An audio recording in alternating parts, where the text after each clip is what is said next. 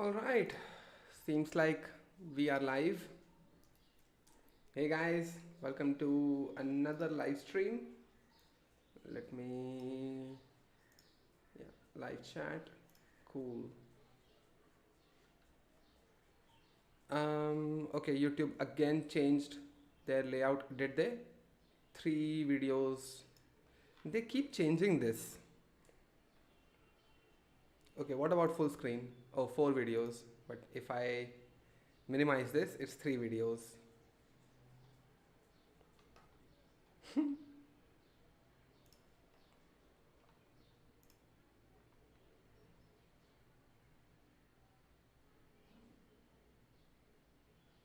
Damn, my ears are popping now. Can anyone confirm that everything is correct? I mean, all settings are fine.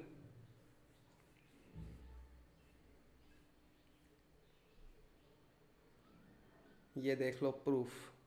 What is it, Shwetab Gangwar? I'll watch this in some time. Hey, spare human. Hello. Yesterday, hey Darnaramu. Hey, I saw your comment on Prime's short some time ago. What's going on? What is going on is I have seen this video yesterday by Coding Jesus that kind of pissed me off.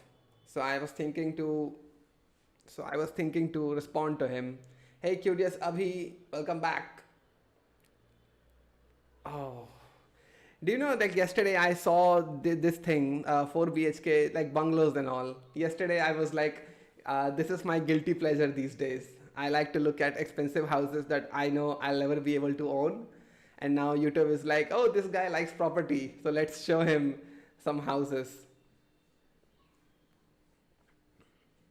4 BHK builder floors in Gurgaon, fully furnished, rare black diamond canal house with swimming pool. Obviously, I'm not gonna be able to afford this, but what's the harm in watching? Am I right? Yeah, kind of seeing his reels on Instagram. When's new house tour then? There is no new house, bro. I'm broke. Can't even afford a fucking chair, and you're saying that I have to like buy a house. Hey, Atik in world. Hey, all is fine. Thank you, bro. What's going on? Hey, Aditya Tolgekar. How are you guys celebrating Saturday? If you celebrate it. Otherwise, what is it? Your exams are over, is it? I heard from Ani. अंकित मार खाओगे बे sir बोलते हो Ankit is my brother in law he is my साला what about the new AI tool DeepSeek Chinese model did they do it AI Chinese DeepSeek how China's new AI model DeepSeek is threatening US dominance I think anything you do in AI, if it comes up from different countries, it's going to like have that kind of political pressure because there was this movement that was happening in the US where they were saying that we have to pause AI development and they agreed on it. They were like, yeah, we're gonna pause it. But at the same time, China is not pausing, are they? And after that, it became a country thing where we can't let China get ahead of us. So at this point, they are helpless. They have to develop AI software and keep pushing and keep pushing. And I saw this thing where $500 billion were kind of getting spent on an AI, whatever, on AI. Trump's AI push, understanding the 500 billion Stargate initiative, which obviously Fireship will make a video about because why wouldn't he? He just, I think he busts a fat nut every time somebody mentions AI. Trump announces 500 billion in private sector AI. Let's read this a little bit. I don't understand like 500 billion. This is like, this is not generational wealth. This is like countries entire, this is countries. I think you can buy the whole country of Bulgaria or maybe like Czech Republic with this kind of money. And they're like, we want to put it in AI. Like, what are you building, bro? Seriously. Like, if you would have said, we want 10 billion in the beginning, then 10 billion later, and then 100 billion in the process. Like that would make sense, at least a little bit, it would make sense. But they are right out the gate, they are saying, no, no, no, we need 500 billion. Kind of blows my mind though. Trump announced Tuesday billions of dollars in private sector investment to build AI infrastructure in the United States, although Elon Musk soon cast doubt on the size of the investment. Obviously, he would. OpenAI, SoftBank, and Oracle are providing Stargate. But what is Stargate? Stargate. Target. Hmm. What we want. My mouse is now having this weird scroll issue. I gotta get a new mouse. What we want to do is we want to keep it in this country. But why does that require 500 billion, bro? China is a competitor. Other are competitors. We want to be in this country and we're making it available. I'm gonna help a lot through emergency declarations because we have an emergency, so we have to get this stuff built. What kind of emergency? They have to produce a lot of electricity, and we will make it possible for them to get this production done easily at their own plants if they want. Uh, Details of the new partnership were not immediately provided because why would it? It's a money laundering scheme, bro.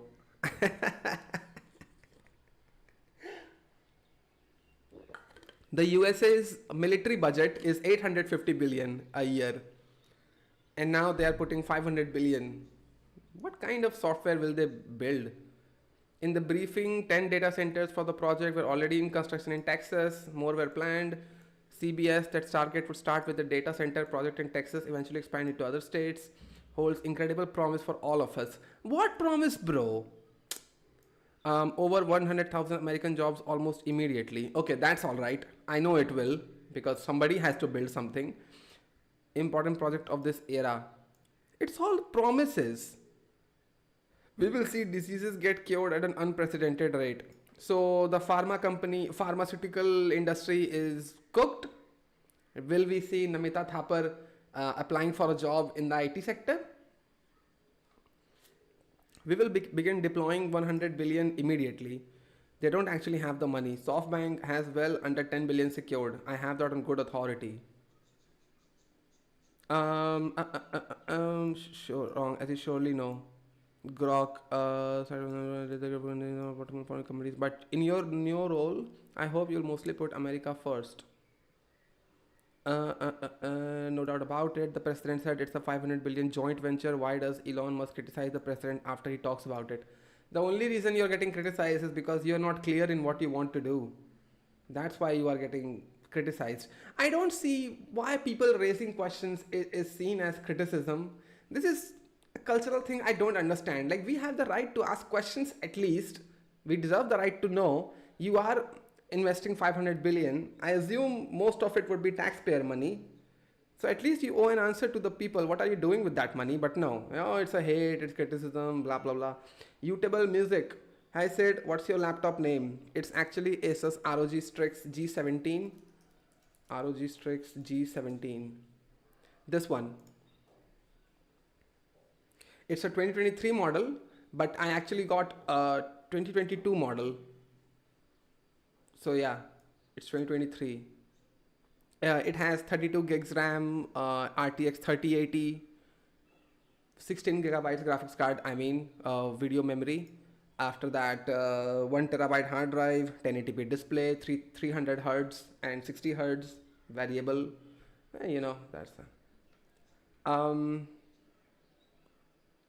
Sir, can I do freelancing part time? Yeah, why not, bro? Yes, you can.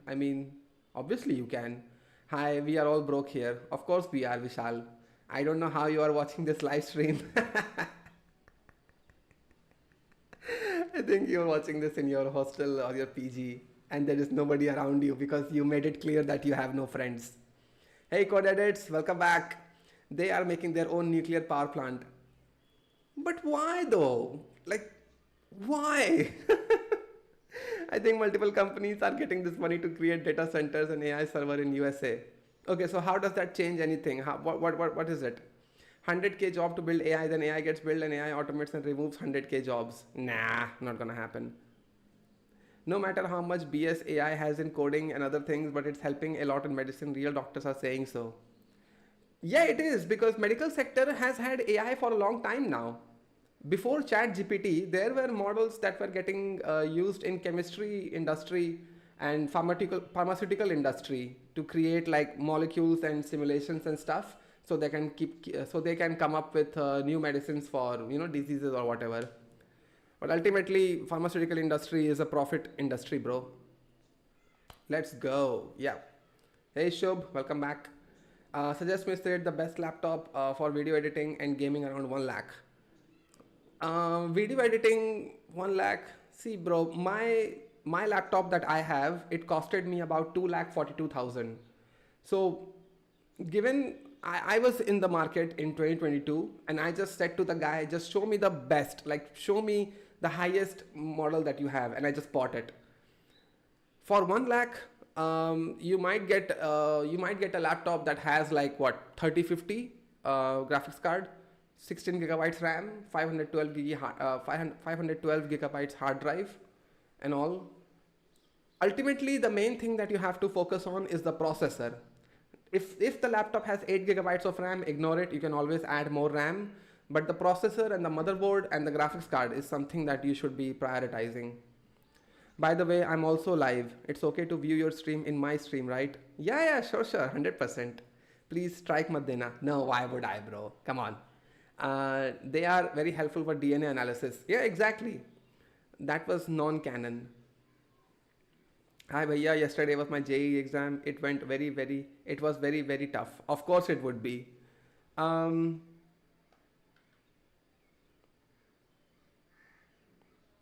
You should look Fireship video on Stargate. Last 30 seconds or so is just gold. Yeah, I know. He said, I'm not suicidal. I saw it. Yeah, obviously.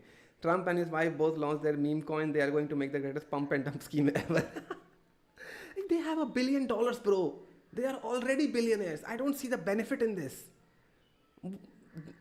Why is nobody raising a question like you already have so much money? Why get more money? You already are the president of the United States. You have the economy in your hands. What good is a meme coin to you? I think as many times as possible that how brainless his fan base is. It's private investment, if I'm not wrong, not taxpayer money. Oh, okay. Okay, then fine, okay. Yeah, but the issue remains that except Microsoft, none of the other companies have that much cash reserve. It's some Japanese bank company, I think, is a major investor. Yeah, SoftBank is Japanese, I think. Is SoftBank Japanese?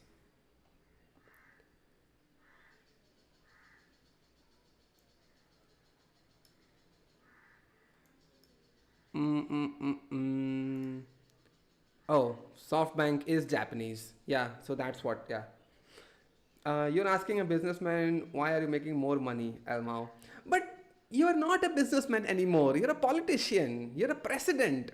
The entire country is in your hands now. Then why? Why more money? Because they can make more, unlike us.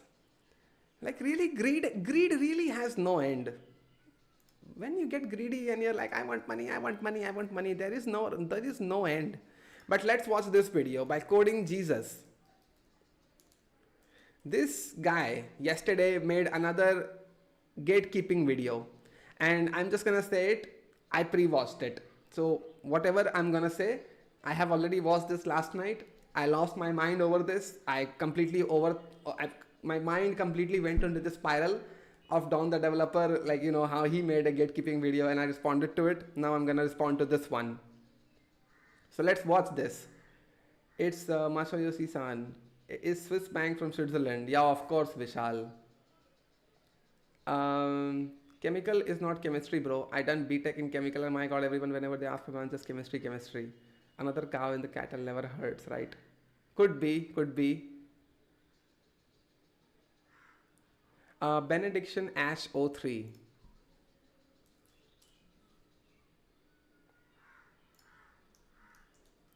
Benediction Ash 03. Oh, you already are live. Hey, I'm watching my own live stream on somebody else's live stream. Nice. Hit the like button, hit the subscribe button, boom, you're done. Now I can't have this. Um, Obvious reasons why, but yeah. Um, who? I don't know who. Okay, anyway. CS must be gate kept. One of the bangers by Coding Jesus. So let me get my earphone untangled and let's react to it. Because this is one of the controversial videos that I'm going to be reacting to. Where we have another one of these gatekeepers. It doesn't matter what your toxic positive. Okay, can you hear the video? I think you can because I enabled my desktop audio. So yeah, you should be able to hear this. Yeah, Ashish, no problem, bro. Keep growing. Okay, so let's react to this one. It doesn't matter what your toxic positive friend on CS Career Question says that's crying that they can't get a job for the past 3 years. There's a technical bar, and you're going to need to grind to be able to pass it. If that means memorizing what an array is, I'm sorry, you're going to need to memorize what an array is. If an interviewer comes up to you and says, "What's an array?" and you're stuttering and mumbling and sweating and you're puking on the interviewer, you're not going to get anywhere. You know what an array is? Okay, I don't see like how this is. Okay, let's let this guy cook. Okay, see. Array, yeah. It just store integers, numbers, strings into like a data into a list. And complaining on Discord or CS Career Questions, it's not going to help. This whole notion that software engineering shouldn't be gatekept is kind of BS as well. That's like saying everybody can be a doctor. Doctors don't need to be gatekept. No, you can just take your time and learn, and doctors don't need to just... Doctors don't need to be gatekept because there is a system in place. You have to pass an exam. Obviously, it doesn't need gatekeeping. Software engineering is literally open to everybody. It just is. You have a college degree, doesn't matter. You don't have a college degree, doesn't matter. You're a self-taught guy, doesn't matter. The only thing that I could think is you have to be available full-time. Like 8 hours a day, if you can dedicate to a job, yes, it is open to you. But this guy, okay, doctor's example, he threw it in without realizing that there is a bar for becoming a doctor. But Google it okay. in the mid-surgery, bro. Just ask ChatGPT what you should do with a guy who's bleeding out on the table with open heart surgery. Just ChatGPT it, bro. You don't need to know anything. Okay, weird tangent. Like, this is a weird example to bring up. But anyway, let's continue. So this whole toxic positivity really rubs me the wrong way. And it gets on my nerves. Because hard subjects should have barriers to entry that are hard. Because they need to filter out candidates that don't have the grit, fortitude, or dedication. I'm not even talking about passion. I totally get it if you're in software engineering to collect a check and go play Call of Duty. That's totally fine. In fact, I think most software engineers are like that. But most software engineers know their shit. Okay? They're competent. There's a difference between being competent and passionate and being competent. Being competent is the minimum technical bar, and I have no problem with competent developers. I love competent developers. So when people say, "Oh, being passionate's bullshit, I'm just there to collect a check and just Google and ChatGPT," those people, they're not going to make it. If those people are not gonna make it, why are you creating a fuss about it? Let them fail, bro. Who cares? Why are you sitting here acting like this authority, like you are going to be the person? Somebody's there to collect a check. Let them collect a check. They want to fail. Let them fail. They will figure it out. You can be competent and be ambivalent to your job and not really care, and that's totally fine. You get the stuff done, you clock out at 5, you're gone. That's totally fine. You don't need to be passionate and be there till 1 a.m. burning the midnight oil with a sleeping bag, and you're bringing your dog to the office, and Elon Musk can get 90 hours a week. That's not what being passionate's about. Being passionate's about taking your job outside of your work and studying and growing and pushing yourself so you can be at the tip of the spear. Some developers want to do that, some don't. Some developers need to do that, others don't. Right? Some developers can literally know the one framework for their whole life, and if that's what they want to do, that's fine.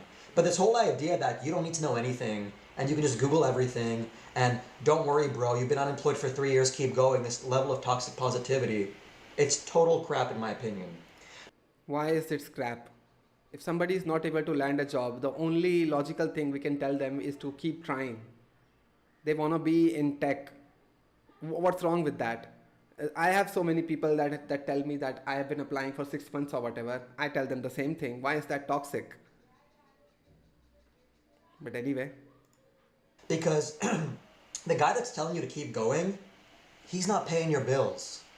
He's not sitting there and funding you to keep going. You need to put food on the table. You need bread in your children's mouth. You don't need that one dude on CS Career Question that's 400 pounds, a Discord Reddit mod, telling you to keep going because it makes himself feel better. That he's some like moral, useful dude. You know? Hey, I'm not 400 pounds. I feel called out. Okay. So, if you're watching this and you're a student, and you're thinking to yourself, how can I not be the guy that's not competent? I'm not even saying be the competent, passionate guy.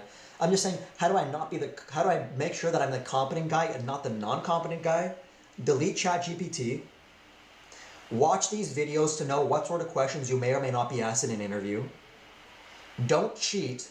Focus on your studies so that when people start gatekeeping, you can break those gates and you can become a gatekeeper. In my opinion, this is a controversial opinion. We need more gatekeepers in software engineering. Hey, gatekeeping mentioned. Let's go. Another one of these gatekeepers. Okay. But the thing is, what he doesn't seem to realize is, some people have to get more than their knowledge and their hard work and all.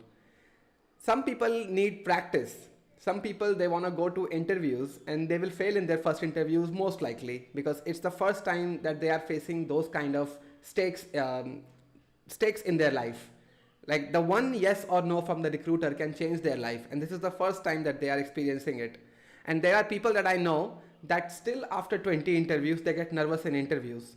Now what if they take this guy seriously and they think to themselves that, hey, I'm the one who got nervous in the interview, I'm the one who puked on the interviewer by hearing what is an array, maybe I'm not built for this. So software developers, they go through this overthinking process. Even if you study, even if you have credentials, even if you put in the hard work, at the time of interview, you can still freak out. The interview can catch you off guard and be like, ask a question that you didn't think is gonna come up. And at that point, you will hear this guy and you will think to yourself, I don't belong here. Now gatekeeping, I made a video already about it, that I think that it's massive amount of narcissism that anybody has to have to say that I belong here and you don't. Isn't that what this is all over again? If you care about people, if you want to be the guy that has like tough love for people, let's say, oh, if you want to be a software engineer, you gotta work hard, bro. That's fine. But you also have to be assuring to people. Some people do need a helping hand every once in a while. The thing is that these people, somebody like him, doesn't realize that the absorption of talent in the industry is not 100% perfect.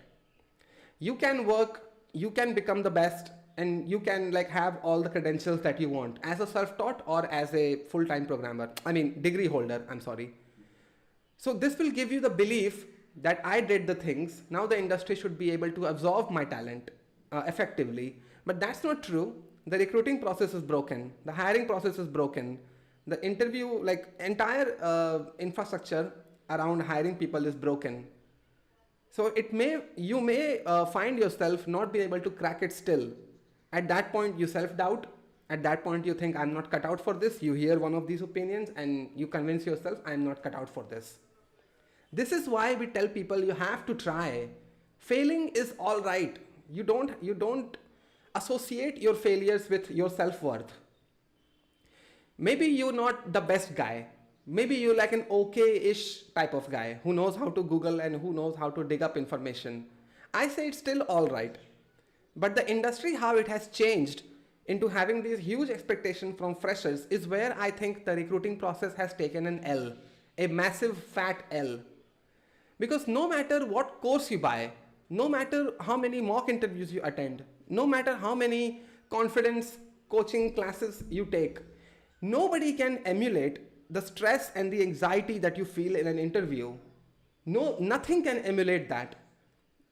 I can say that, okay, come on call with me and let's do a mock interview. And you would think, if I fail, there are no repercussions. I can attend another mock interview with somebody else anytime that I want.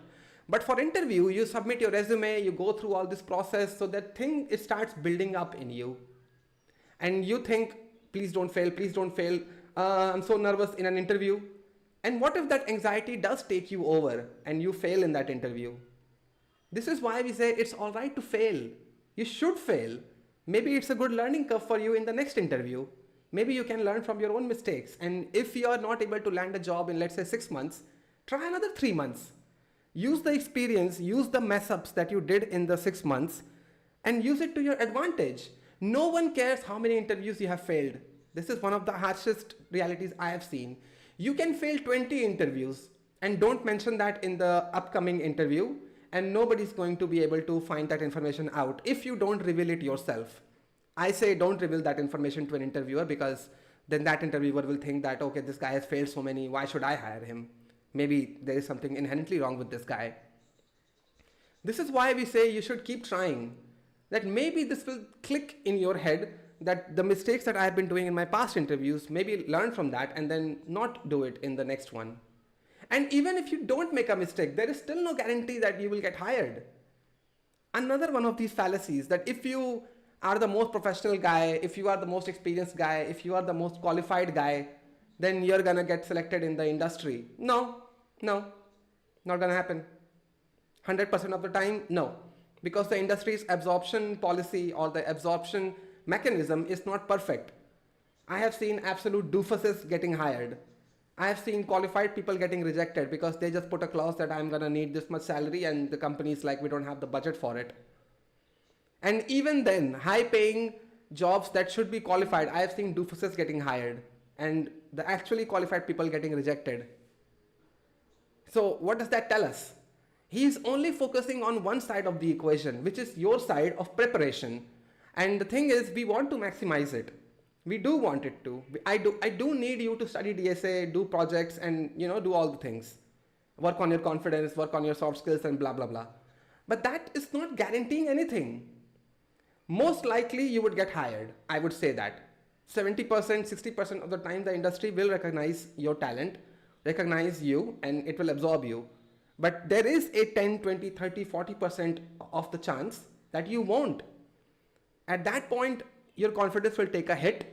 You're gonna think, I'm not worthy. And this trait of yours will reflect in the next interview. Maybe you will be more scared in the next interview, given the trauma that you went through in this one. And what we say is, you have to learn. Think about the interview experience that you had. Maybe try to recap that in your own head and try to work on your confidence, see when you messed up, if you messed up, and even if you didn't, just brush it off and move to the next.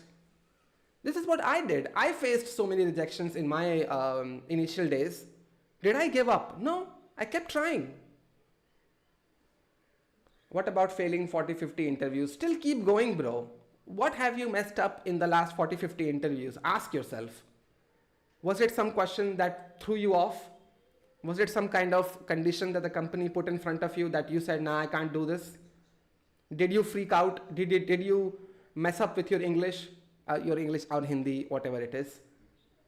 Did you give this impression that you know about something when your words did not come out of your mouth properly? So the interviewer wasn't convinced that you do know your stuff. Gatekeeping makes you lose talent. 100%, I would say. Because this equation that goes like, if you're a moron, you have confidence, and the more you know, the less you think you know, the less confidence you have in your knowledge.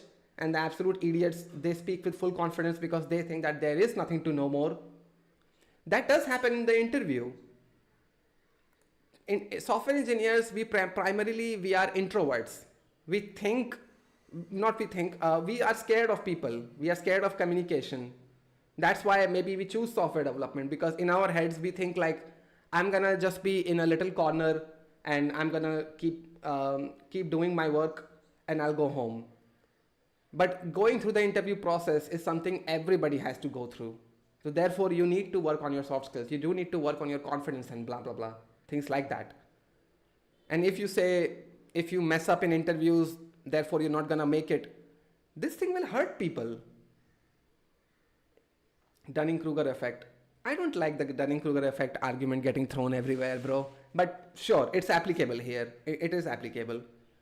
So when this guy is saying that you need to work and you need to be better, you need to be competent and passionate and blah, blah, blah, he completely is missing out on the point that the absorption rate, the talent absorption in the recruiter side, in the industry side, is not perfect either. So let's continue. False comparison. Mostly interviewers ghosted even asking for feedback in the end. Because companies don't have to.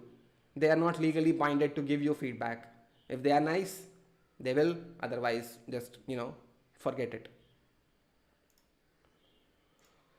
So let's continue. We need more people that look candidates straight in the eyes and say, if you don't know what a JSON file is and you're a fifth-year software engineering student, you're done.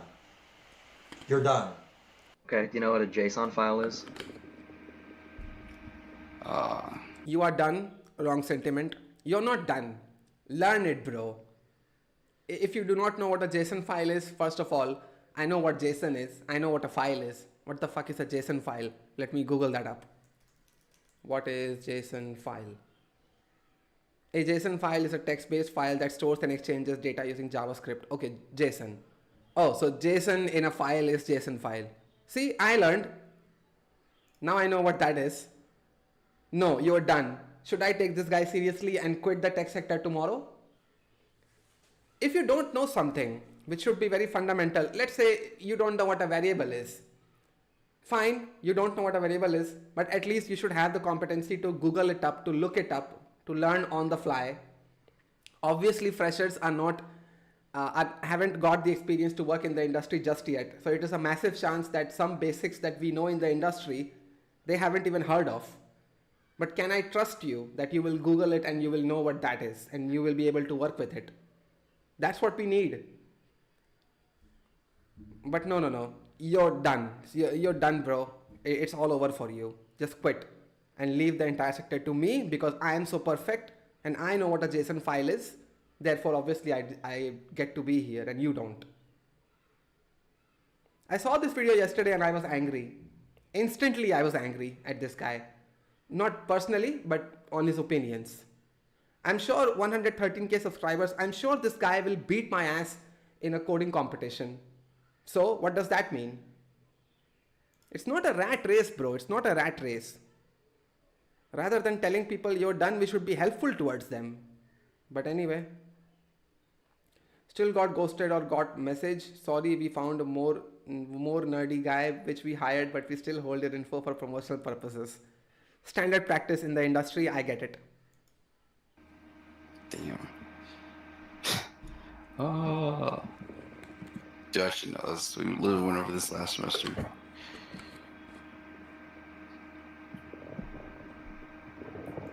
Why is there a game in this thing?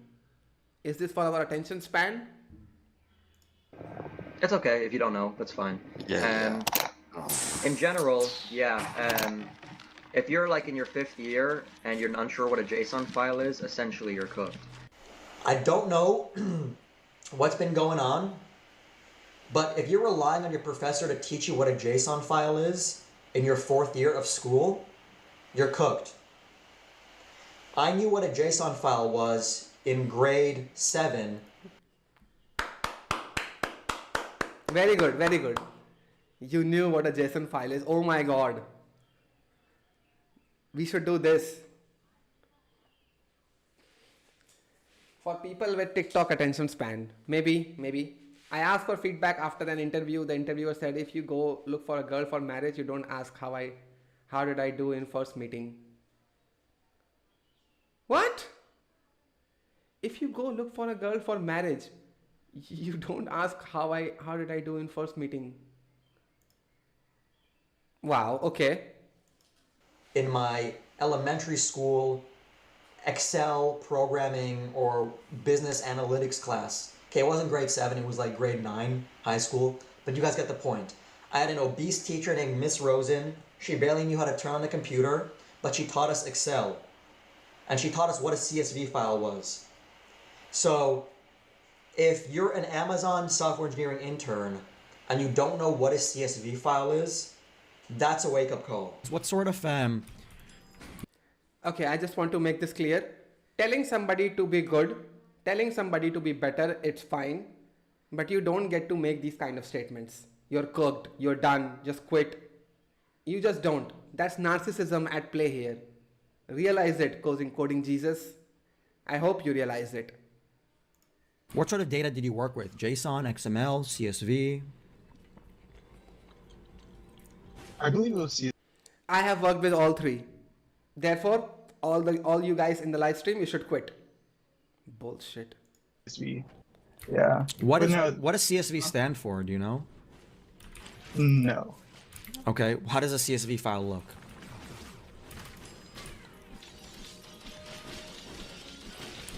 Because you said you worked with the CSV, right? I'm pretty sure it was Andes. I thought maybe like CSV and Andes aren't the same.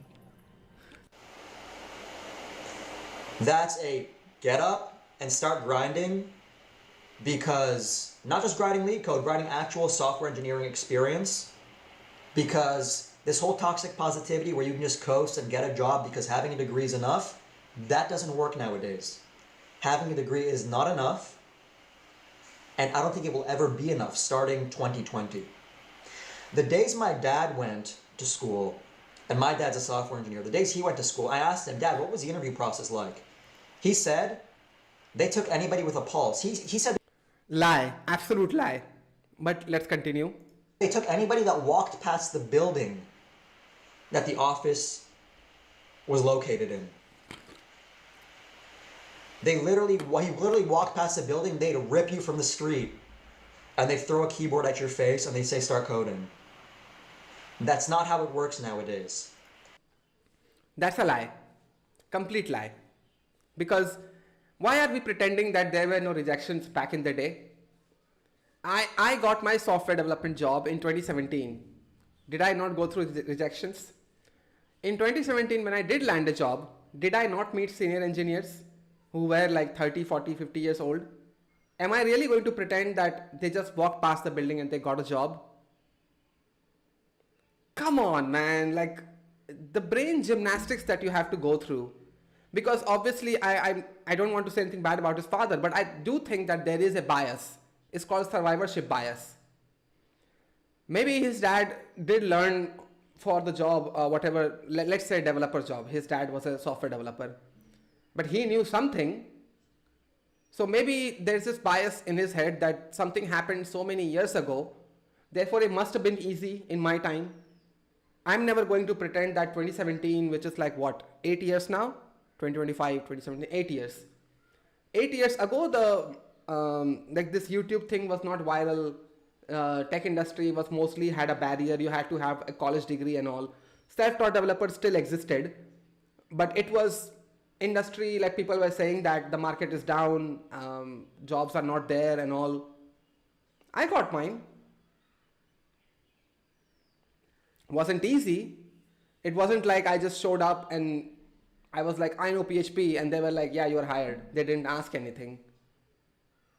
So I will always try that this survivorship bias doesn't get to me. And I'm not like, oh, back in my day, it was so easy. Yeah, it was tough. I got rejections. I knew people at the time who were senior than me. They faced rejections. Everybody does. And I think the bar that he's talking about here, I think the industry has taken a massive L because of influencers.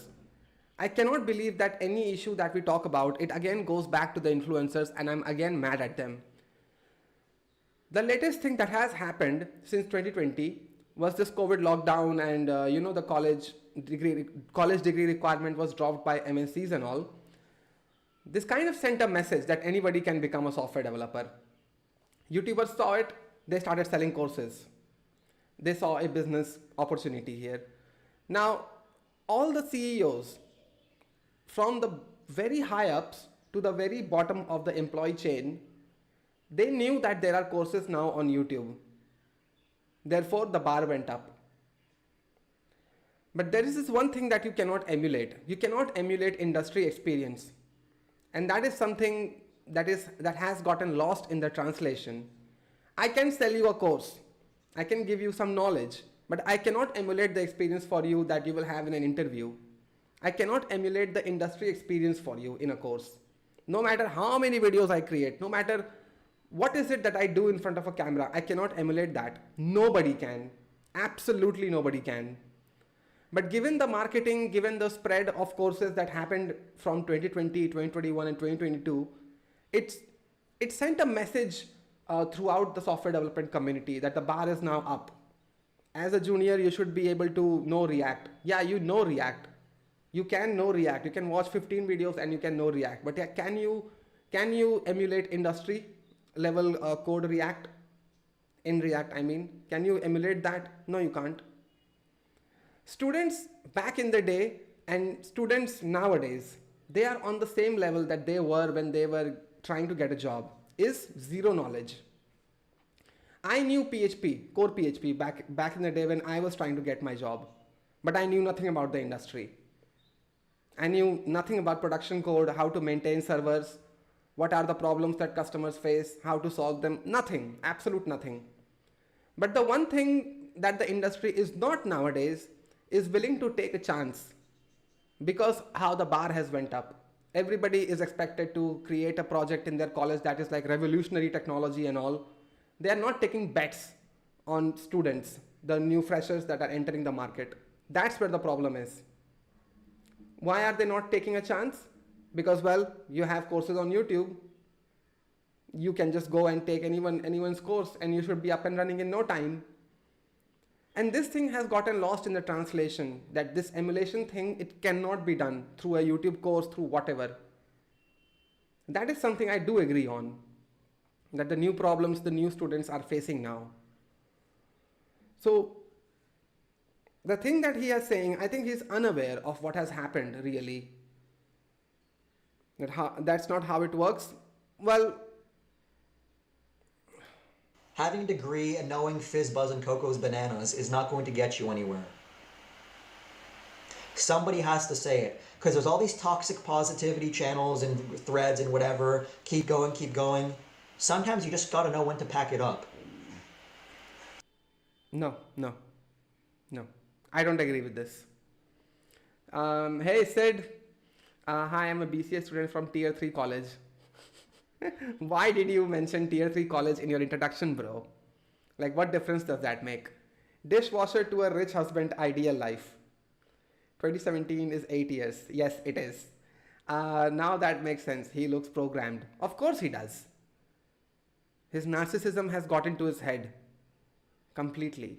Why they won't scare everyone about IT industry? Will they get benefit from this? I don't know what the benefit is either. Maybe this guy sells a course? Maybe? Patreon, Calendly, one-on-one with me, personal Instagram, Quant, SW Instagram, email. I don't think he sells anything other than one-on-one coding or whatever, but yeah. Sometimes you just gotta know when to start switching. You need to know when to change things up. Because either you take that piece of signal and you lock in and you say, I'm done with whatever is going on in my life, I'm going to focus entirely on this, or you should find something else to do. Because the last thing software engineers... Nobody should be in a position to tell somebody what to do. No. This is what I disagree on. You are not here to heal the industry, bro. Don't assume that just because you made it, therefore people should be on your level all across. If you're not willing to help, shut up. Seriously. I'm getting mad now. As software engineering needs is people that can't define an array and need to Google how to explain what a list is. Googling is a part of the job. what the 8 years into the industry, I still Google things. Sometimes I do Google the difference between for var of or for var in. You know this JavaScript thing, how you can use a for loop using off operator and in operator. I do get confused every now and then, and I Google it. So what's the big deal? What's this video about in I'm new? This is gatekeeping, bro. Another one of these gatekeepers. High-paying jobs are hard, and they should be hard to get. They should be hard to get. But people have this notion that, oh, I just have to take a CS degree, and oh, I took C programming last semester, but I can't tell you what malloc does, I can't tell you what it returns, but I'm expecting a high-paying 7-figure job because I was able to solve problems on code forces. So you know how malloc Just by basic mathematics, all of the students cannot have a high-paying job. High-paying jobs already are exclusive. Very few people get it. Like, does this guy not understand how the economy works? There are low-paying jobs, there are medium-paying jobs, and there are high-paying jobs. Of course, not everybody is going to land in that bracket.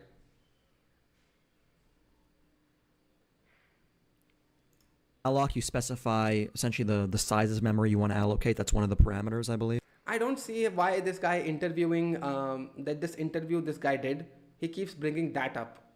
What does that have to do with anything? So you just basically interviewed one guy and you started doing this? What does that say about you? At least interview 100 people and then make your opinion. Not even 100. You have how many? 113k subscribers. At least do 1,000 interviews. Bad people, people that don't know stuff, they exist across everywhere. Doctors, there are bad doctors. Military people, there are, like people who don't know their stuff. So what, am I just gonna take one example and just gonna run with it and start gatekeeping? Don the developer, I think, watched this video and he must be smiling somewhere. That, yeah, another one of these gatekeepers, isn't it? He said, you see a YouTube logo and premium text written side by side, just click on it, everyone will be happy. Yeah. No, let's finish it. Let's finish this one. And C isn't my strong suit, right? And that returns what? When you call malloc, what's returned to you?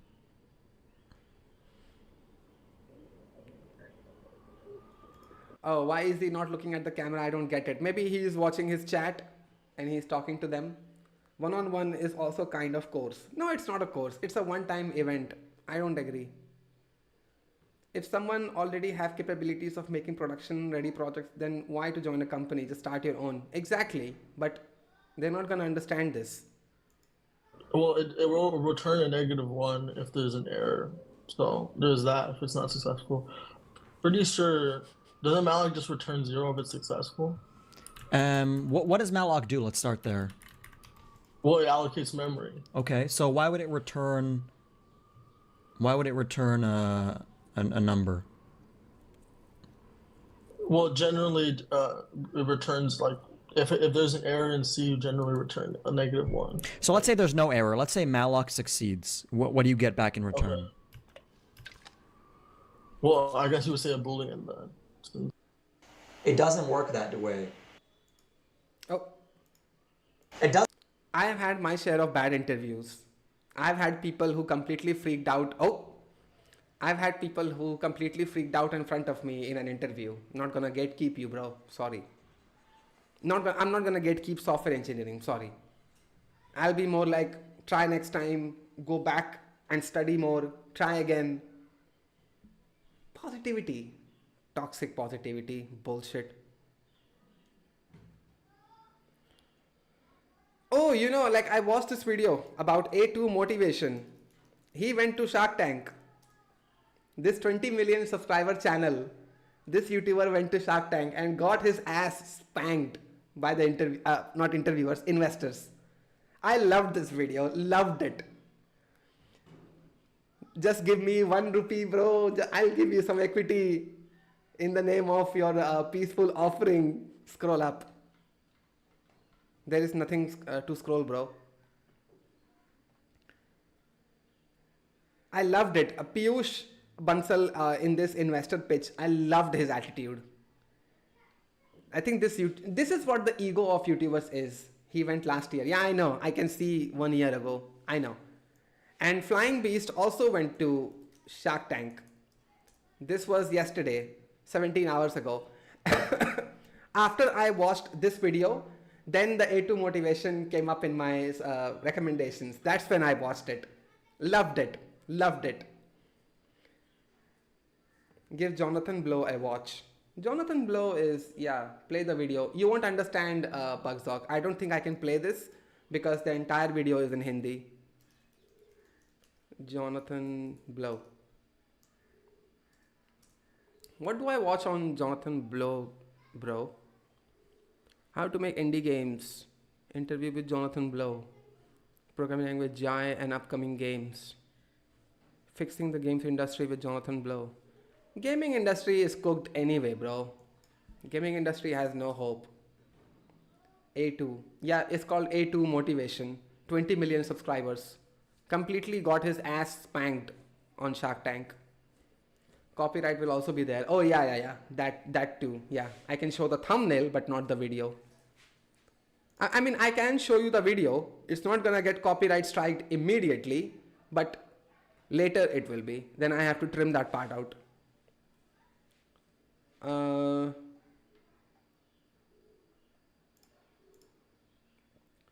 Alright, no problem. Just his clips. Breaking the pattern with KC. This is like what? Game development, is it? I don't watch Jonathan Blow, to be honest. I need more like general audience, like, you know, that type of content from programmers. Like Nishan Chahar made. This guy, man. So finally, I made 1 crore rupees at age 23. Reality of investing money.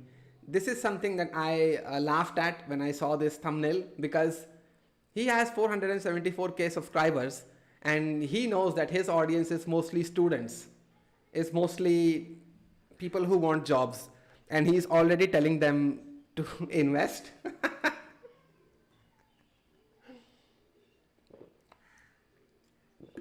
Kinda laughed at it. What's your opinion on recent urban Bengaluru behavior on their language? Oh, what happened there, bro? Let me find out. Urban Bangalore. What was it? Language.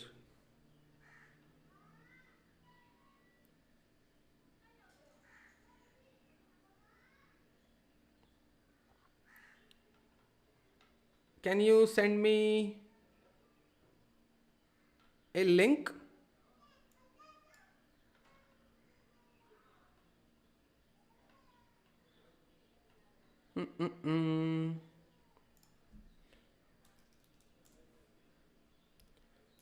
Urban Bangalore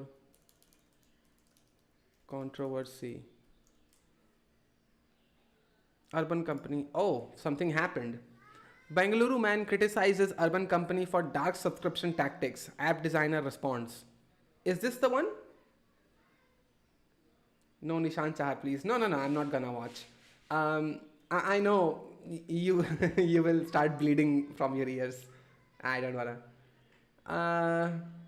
Yes, offender.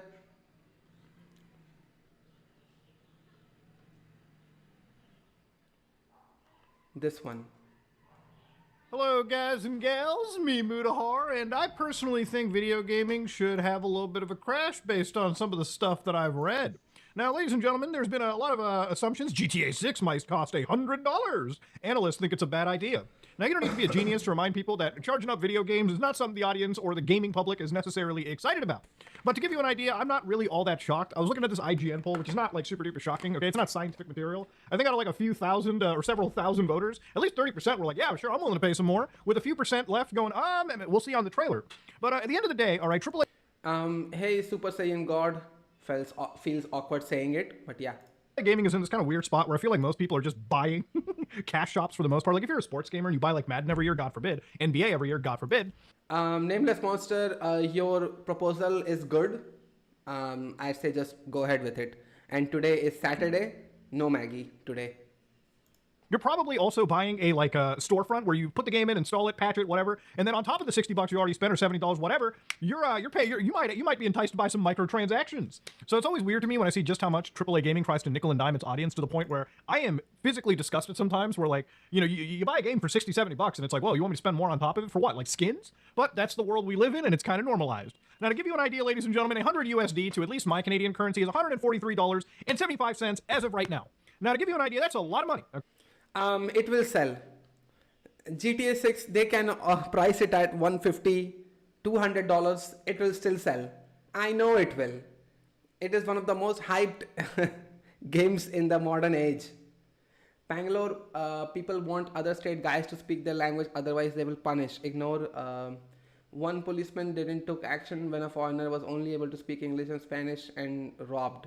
Hey Tushar Gaurav, Bangalore has had its language problems. Bangalore has had some controversial issues surrounding language. But when I was in Bangalore for 7 years, I didn't learn Kannada. I know nothing. I think the sentence is Kannada Kottila, to tell somebody that you don't speak. And I have seen my fair share of people who turned away from me. I didn't mind it. But Bangalore is here, bro. Bangalore is here. Mudahar yaps too much. Yeah, he does. Okay, but that's not all you're paying. All right, so if I go to the Canada sales tax calculator, which I think is also important, you shouldn't just look at the base price. And police did not take action. Bro, it happens everywhere. In Kolkata, tourists get robbed. In Delhi, it happens and nobody says anything. It happens everywhere. It's India problem, not a Bangalore problem. So please. Bro, it's GTA. Have you ever been disappointed by any GTA? Yes, the remaster, right? The GTA 3, the 3 games packed into one, San Andreas, Vice City, GTA 3, the remaster when it came out. Was it remaster or was it? Yeah, it was remaster. Yeah, that was disappointing. If I take that $143.75 and I decide, yeah, I'm going to throw that into my province, calculate it, not only do I have to pay like $7.19 federal, I have to pay $11.50 provincial. All that comes up to $162.44. Now, if you think the average person, yeah, heck, even somebody that's well off is going to think, yeah, that new game, yeah, it's worth paying $162 for. I can throw in a prediction. GTA 6 won't be piratable. I'm just throwing it out there. I think it will be an online-only game because just simply the modern age of gaming, they're not going to give you a centralized package that you can just install and you can play without internet. Mark my words, it's going to be an online only game. Nah, it will have a story mode. No, not gonna. GTA 6 world premiere by Jaden Williams. Oh? Is there a world premiere already, Tushar? Is it legit though? That's what I want to ask. Is it? You're fucking insane. Now, I know there's a lot of defenses out here, but Muda, what if you put 100 hours into a game? Think about the price to hour ratio. There's very few games that I think people are putting 100 hours into. Maybe something like Monster Hunter, maybe something like Cyberpunk, games that come once in a while. And you might be like, well, wouldn't GTA 6 be worth $100? I mean, you're clearly excited for it, and it's going to be a generational defining game, which, again, mind you, I don't jump into the hype cycle, so I'm not gonna sit here and pretend that GTA 6 is going to be a win right off the bat. But the thing about it is like, if GTA 6 is priced to $100, the biggest fear that people have is, whoa, other game companies might think, oh shit, I might price to $100 as well too. If Rockstar's doing it, I might. So if one company makes a great game that may be worth that money, or that price tag, all of a sudden you've got all the fucking Ubisofts and the Activisions considering to also price the same. Could you imagine paying $162 Canadian, by the way, I'm just speaking to the Canadian audience here, for Call of Duty, a game that's already in a death spiral right now? No, okay? $162? No. Avi721. No. GTA 6 is not gonna follow. Even if they sell you a disc, which is reality today, you do get discs every now and then. But there's just a portal for you to download the updates that is required to run the game. So you can get a physical disc that you can put into your console, but then it will ask for internet. 100 million% I'm sure it's gonna ask for it. GTA 6 should be an offline only game because it will launch on console. Okay, if it was, community will be on hype. Praying that it doesn't. No. Gaming community is cooked, bro. Not community, the industry, sorry. The industry is cooked. It has been for a long time now. भाई आप एक tech lead channel के बारे में कुछ बोलना चाहोगे? No, not gonna, because I think you are one of the subscribers of his channel and I think you are baiting me into saying something. But no, not gonna. Um, GTA 6 will be pirated no matter what. And that's where the thing is. I think online only games, right? Like let's say PUBG. Can you pirate PUBG? Can you pirate Fortnite? I think GTA 6 will follow the exact same thing where they will make it in a way that you cannot just take some data and put it together and it will be playable. Mark my words, it will not happen. Recent video पे मैंने आपके comments देखे थे. No bro, I'm not gonna comment on him. Sorry. Gaming community is also cooked. Online only requirement is a Ubisoft or Activision thing. Hopefully 2K doesn't follow. 2K? It's not, it's Rockstar Games, bro. If I remember correctly, Borderlands can be played offline. Is Borderlands a online only right now? Wow, publisher is 2K. Oh, okay. Publisher is not 2K. Publisher is, what is the name? What's the parent company of Rockstar Games? Shit. I knew this. Parent company of Rockstar Games. Take-Two Oh, it is 2K. Oh, okay. I see.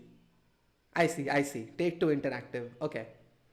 We will not forget. TikTok made an IDE in Mac.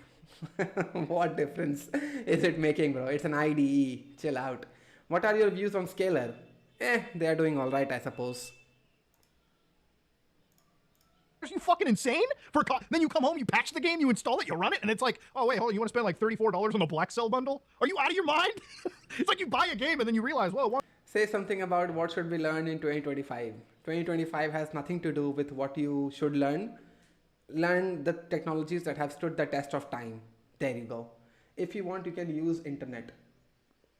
Me to spend about as much as I'm spending on like the base console that I'm playing this on, for crying out loud. No, that's not a world that's normal. And if anybody talks about a gaming crash, that's literally it. Now, I don't think gaming is going to crash like it did back in the 80s, you know, where like everyone was flooding the market with like cheap ripoffs of everyone's games. No. I think the gaming industry may crash in the AAA sense because people will realize I'm not paying that money. I'm not paying 100. See, there is one thing I think you're unaware of, V721.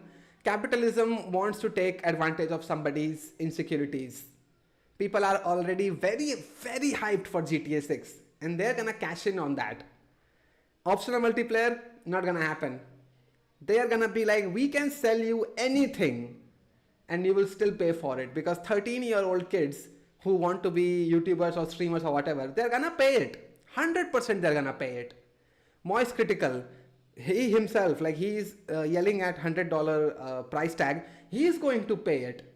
The Sidemen, Logan Paul, KSI, whoever it is in the influencer space, they're gonna pay it. And therefore, everybody else will pay it. Whether you take Markiplier, who's a big gaming dude, who else? Like so many gaming streamers, bro. XQC, Ninja, Shroud, everybody will pay that money. Therefore, everybody else will pay that money. And people can scream and yell all they want, but at the end, they will be happy that GTA 6 is out in their lifetimes. 1,000,000%, I'm sure. Roadmap for AI development for Mundstack developer. Okay, what does AI have to do with Mundstack? Mundstack is Mundstack, AI is AI. Those are two different things. Hey, Private Fortune, how many years of experience in software engineering? Are you asking my experience? It's 8 years. Is Deloitte NLA good for job as fresher? Yeah, why not? Go for it. WWE 2K25 will premiere on 27 Jan. I don't watch WWE anymore. I just fell out of it. GTA will make more money if it gets pirated. People will be eventually bored of story modes. They will move on to online. That's not how the industry feels this way, bro. Algorithm soft. Okay. That's because it's GTA 6. Ubisoft said you will not own anything and be happy. And that is the route that companies will do. It will happen, bro. It will happen. I know. The issue with GTA priced at $100 is that other companies will for sure make the games minimum $100 that are going to be pathetic and will then complain and blame the gamers for not buying their trash game. Isn't that everywhere? The movie industry, Joker 2, how it fell on its face with Lady Gaga and everything. They blamed the audience. They were like, you guys didn't watch, therefore our movie failed. And it's like, bro, stop producing trash content. Oh, WWE is a game. Oh, okay. I don't play that. GTA San Andreas was the best. 2004 version, not the remaster version. Was it remaster or remake? Oh, it was remaster. Yeah. Thoughts on Operator? Eh? What operator? The question mark operator? GTA 6 Online would be like a second life for most introverts. Exactly. And which is why they will take advantage of people and they will be like, it's online only, go fuck yourself. For roadmaps, you can try checking out roadmap.sh. Yeah, there you go, Professor K. There is also gonna market exploitation, but there is always good examples of who won't do it. Borderlands 4 new 2 game has nothing to do with internet campaign only. Then we have FromSoft, who is goated and never has an online requirement. Then we have lots of new studios innovating, which is largely why I don't care about AAA. New studios, AA studios are creating Ws. Isn't GTA 6 now following GTA 6 will have Unreal Engine? Isn't this a real thing?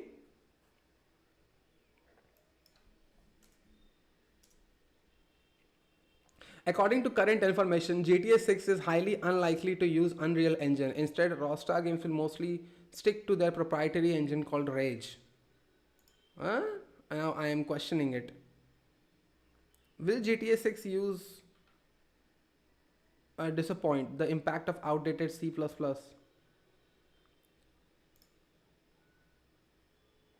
Okay, now they say Playbyte is saying that GTA 6 is using the Unreal Engine 5. Why is everybody chasing insanely realistic graphics? That is so pathetic.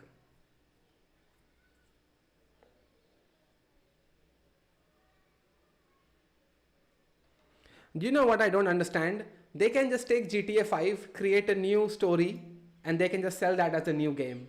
I don't see why they don't do it. They have their own engine. Yeah, that's called the Rage engine. I know, I know. When you start, bro. What? Didn't Crisis series use CryEngine they developed on their own? Yeah, they did. They did. Is making games trash? Of course it is. Games like CSGO are far better. Yeah, because it's OG, right? Also, you want to see Google statement on hour-long unskippable ads after this. Wow. First of all, we are done with this video. Google on unskippable 1 hour ads. Oh. YouTube thinks 1 hour ads are okay. Sponsored 1 hour 25 minutes. Oh man. You know, this is why I hate Reddit. This is why I hate Reddit so much. I'm not there anymore. I'm very often online.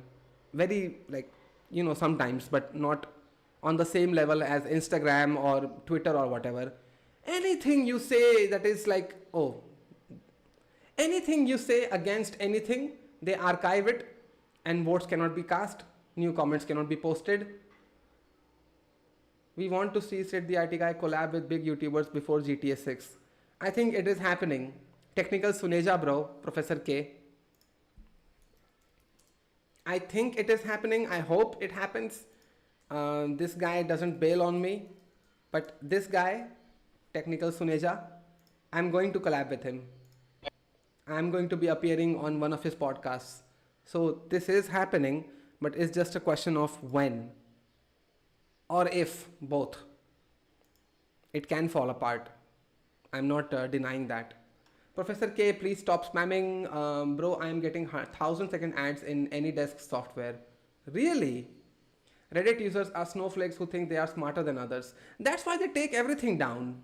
They remove anything. You know, I asked a simple question in r/askmen, and I just said, what was the worst financial decision you ever made? Because I was just curious to see what people have invested money in or spent money on that they now regret. And they removed it. And I'm like, you have a subreddit called Ask Men. I'm just asking a general question. What is so controversial about it that you removed it? And off rip they removed it. They didn't even let it stay for like 10 minutes. GTA 6 is quite overhyped. No, it isn't. No, it isn't. You severely underestimate how hyped GTA is. Bro, please start making video for day one people who want to pursue the software engineering, because you are the only guy I trust in YouTube. Also, please make tutorial. I don't see people who are making, no, people are making tutorials, but day one people who want to pursue software engineering, didn't I talk about it, what learning to code looks like? And I laid it out a little bit. You have to, I try to generalize topics, but if you need further help, you need to help me understand what is it that you are looking for. Videos, they make videos after they're gonna sell the course. Wow, Technical Suneja podcast. Yeah. Only for NFSW study purposes. There is a hack which you can do on a smart TV to skip YouTube ads without using YouTube Premium. If you see this, then just skip the YouTube app, bro. Video title: Skip Kannada. Cops cut short Spanish citizen SOS call after burglary at his Bangalore residence. Like, you're trying to drive. This is a political issue, bro. This is a political issue. Speak Kannada. What is it? Cops cut short. Let's see. SOS call after burglary at his Bangalore residence. This is a bizarre incident that is now unfolded in central Bengaluru, where a Spanish national reported a burglary at his flat but faced serious communication barrier while seeking help from the police. Now, also from the landlord, who shared details of the incident, saying that the man confronted by two intruders in his apartment immediately thereafter called the police for assistance, attempting to explain his situation in the mix of broken English and Spanish. However, the helpline operator reportedly asked him to speak in Kannada before ending the call. Let's get in a word from Deepak now. Deepak, now... Okay, I'm not gonna go through the whole thing, because this thing happens in Goa as well. They just see tourists and they scam them. This thing happens in Kolkata. This thing happens in Bihar and Jharkhand. You know, those Spanish tourists that got molested by Jharkhand people or Bihar people, whatever that is. It happens everywhere, bro. India does have unity, but the language thing, yeah, that is a problem. I can agree. But what is the solution here? I don't have one.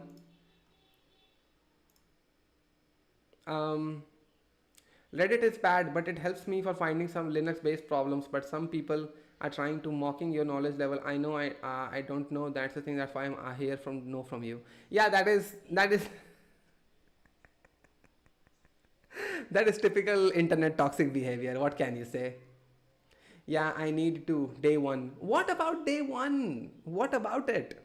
Didn't I already make a video about it, that when you start learning, you go through this insecurity and those things. It happens worldwide. Of course it does. Hey Anas Ahmad, welcome back. Have you seen DSA memes? Yeah, you made a video on learn to code yesterday maybe. Yeah, very like just 2 days back, 2 or 3 days back I made one. Solution is to make a national language, but then how do you enforce it? If some group wants to speak in their regional language, which is the strength of India, how do you make them adopt it? There are problems, I understand it, but driving this narrative that it only happens in Bangalore, no, it's all across India. Indians get scammed when they go to other countries. What about that, bro? Evil people are evil, simple. There is nothing to overthink.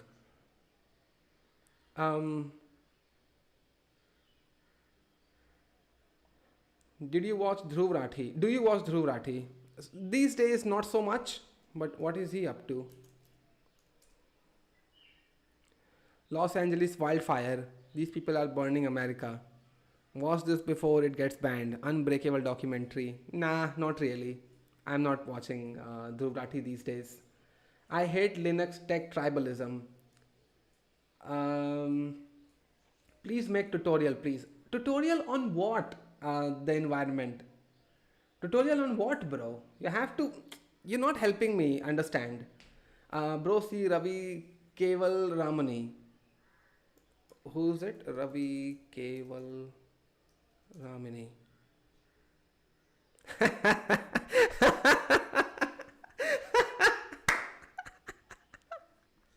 Nice.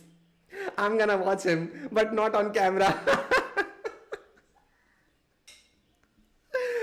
This is like a house tour and everything. ये apartment कभी भी ना rent पे गया है ना कभी कोई इसमें रहा है।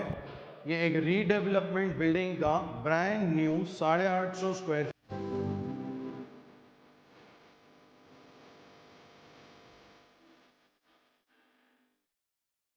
Damn.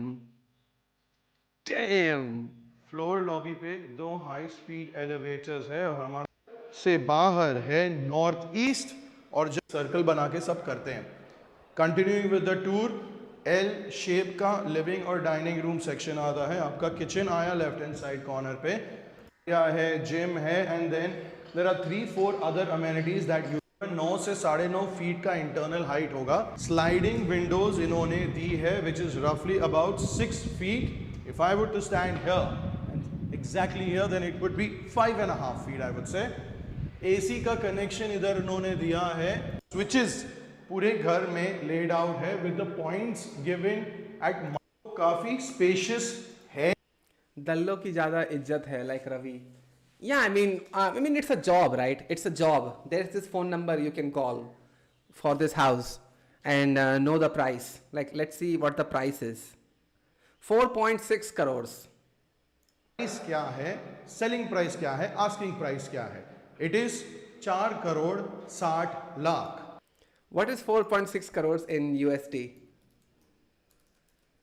In USD, it is like 533,000. So like $500,000, more than $500,000. Man, that is crazy. That's insane. Thanks for giving me depression. Who said to watch this?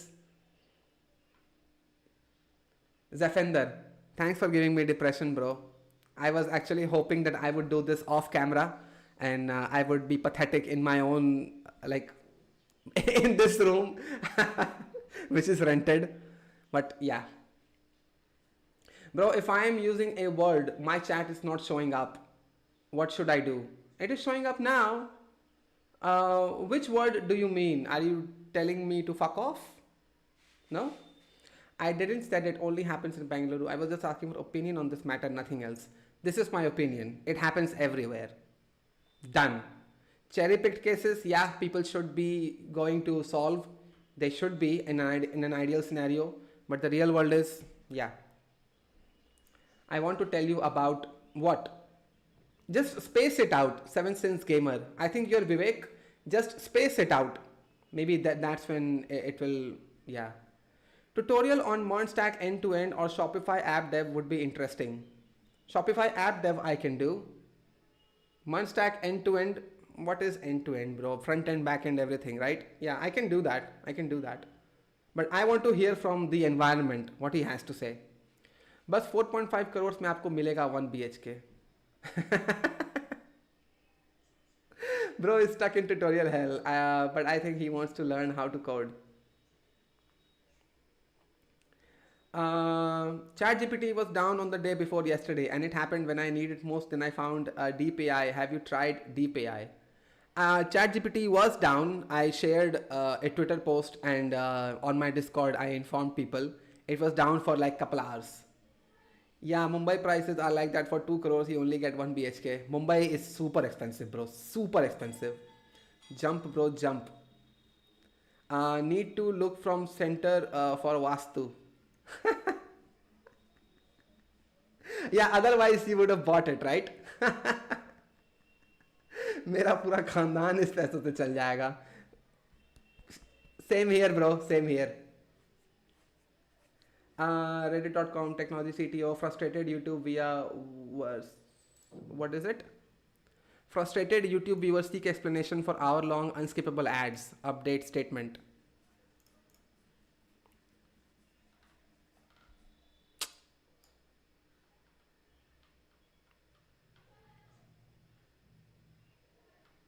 Two hours 52 minutes ad. Damn. Many users in the comments mentioned they also get ads that are disturbingly long. One user claimed without proof that they had gotten a 10-hour long ad. while another one upped his claim with another unsubstantiated claim of a 90-hour ad. 90-hour ads! Wow. I need to sort my mouse out, bro. If you look at the image closely, you will notice a skipping ads button on the bottom left, which gives us clues about what could be happening. While none of these users have disclosed whether they are using an ad blocker, the second image clearly shows one in the works. It's possible that if you are using an ad blocker, YouTube is able to detect it and present you with an absurdly long, unskippable ad. There's also a possibility that the ad blocker itself is glitching out on the ad and its duration. Wow. Mentioned that the ad blocker could have blocked the skip button. 1 hour ad, you are literally hurting your platform. You're literally hurting your platform. Even televisions don't do it. Televisions have like what, 15-minute ad break between movies if they show it, and if it's just like a soap opera or whatever. How long is it? Like 5 minutes? What's your view on Tech Lead, on a Tech Lead YouTube channel? I'm pretty sure he has sent you to get me to say something, Preeti Kumari. I'm 100% sure this is like a bait. And Preeti Kumari, I'm sorry to say this, but if you keep spamming this one message, I have to ban you. Be careful. Be careful. Spiffing Brit made a great video regarding unskippable ads. Yeah, link it, bro.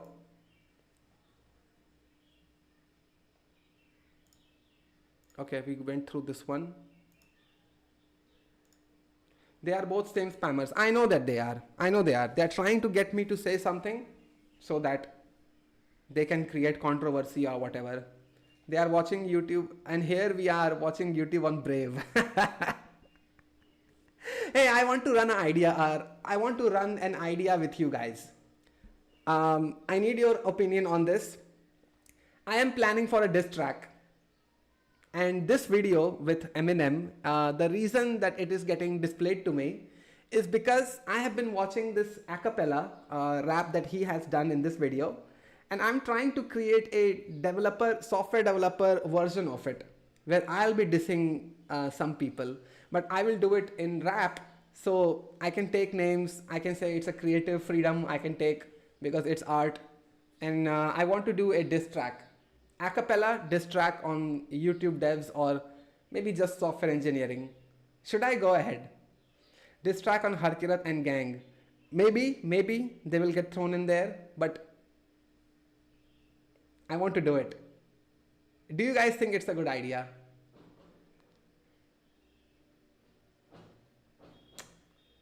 Preeti Kumari is the tech lead. Yeah. The zipline guy. Yeah, the zipline guy. This one. He got spanked. Why is he trying to zipline versus straws? Okay, I want to watch this. What he has to say.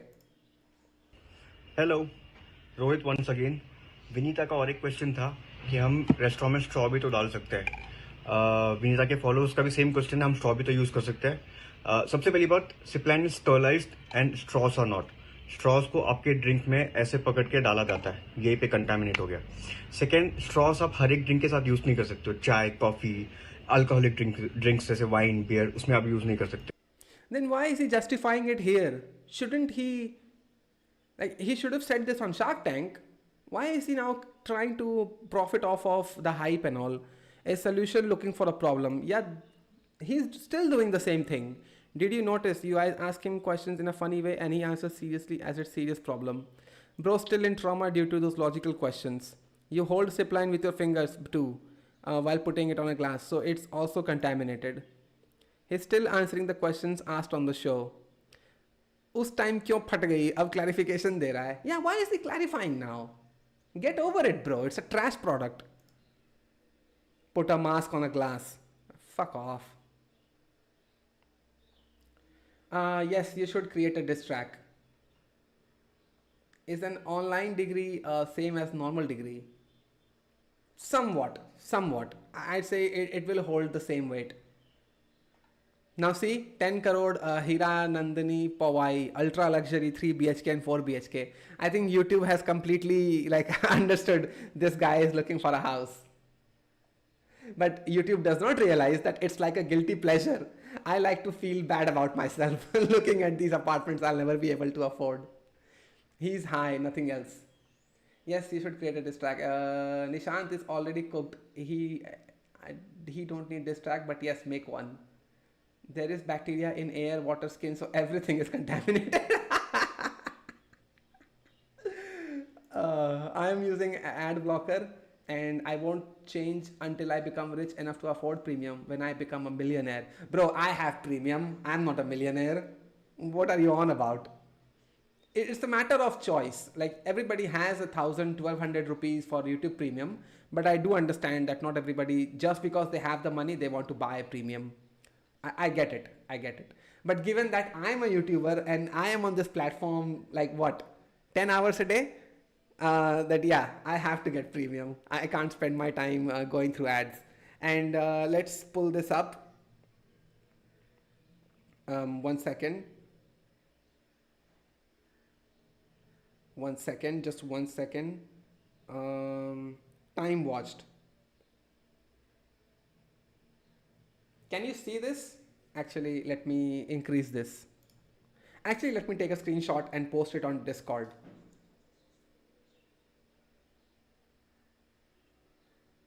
One second.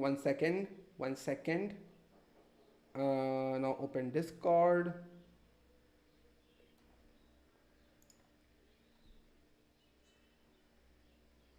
One second. See, this is how much YouTube I watch. Today was 2 hours 21 minutes and last 7 days it was 43 hours 44 minutes.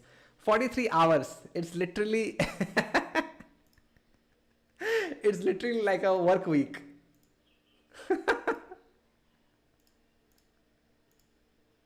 What is he saying? But yeah, I watch this much YouTube. So therefore I have to get premium. Vivo watch $1 million Budapest house. You gonna be blown away. $1 million Budapest.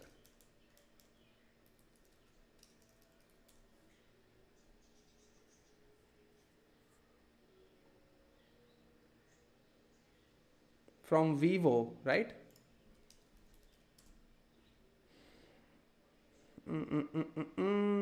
I don't think Vivo is a YouTube channel, bro. It's just that for me, it's very low priority, and yeah, it was a joke. Yeah, I know. Bro, watching 48 hours per week.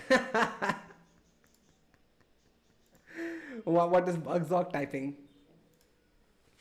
Damn, 10 hours a day is mental. No, it isn't. Okay, so now you are seeing a cricket clip getting introduced in the algorithm. Why? Because I'm an MS Dhoni fan. I liked cricket when he was playing for India and Sachin Tendulkar at the same time. So now I just watch older cricket clips. And cricket clips are like what, 24 minutes? So I do this, then I pause it, then I right click, I again right click, picture in picture, and there you go. Here's the video. Now it will stay on top of the window. I can just put it on the top right like this, and I can just work on my things. So 10 hours if I'm watching YouTube, then you also should know that 10 hours I am coding Monday to Sunday actually. That yeah. This is why I'm a YouTuber, bro. I'm up to date with all the drama. Because once you put the video in picture-in-picture mode, it just keeps playing new videos by itself. Sometimes I do lose track, and this is why I fall into rabbit holes of 50 LPA, 75 LPA, and blah blah blah, those kind of videos. The first video you search. Bro wants to do 90 hours a week. On YouTube, sure, I'll do it. Consuming more and more content on YouTube, it helps me understand like what is the trend, what's happening. Not news channels, but more like this one. Elon Musk is losing his mind. Then Shark Tank. Then We Are Stupid. Amazing channel. This is how I find new stuff. I hate Ankur Wariku. I don't like this guy. The truth behind salaries. Piss off, bro. What content do you watch on YouTube? It's right here, bro. It's right here. What if Ranveer Beer Bicep invite you on a podcast? What will be your answer? Kia coding se alien बुला सकते हैं. Yeah, I'll go. I'll go. Same, bro. PIP for the win. Yeah, I know. With your screen time, it is a job. Somewhat. I would say YouTube. Watching YouTube is a job. I don't get paid for it just as much, but I like doing YouTube, and I like this platform, which is why I'm here. See Discord. I told the website name. Where?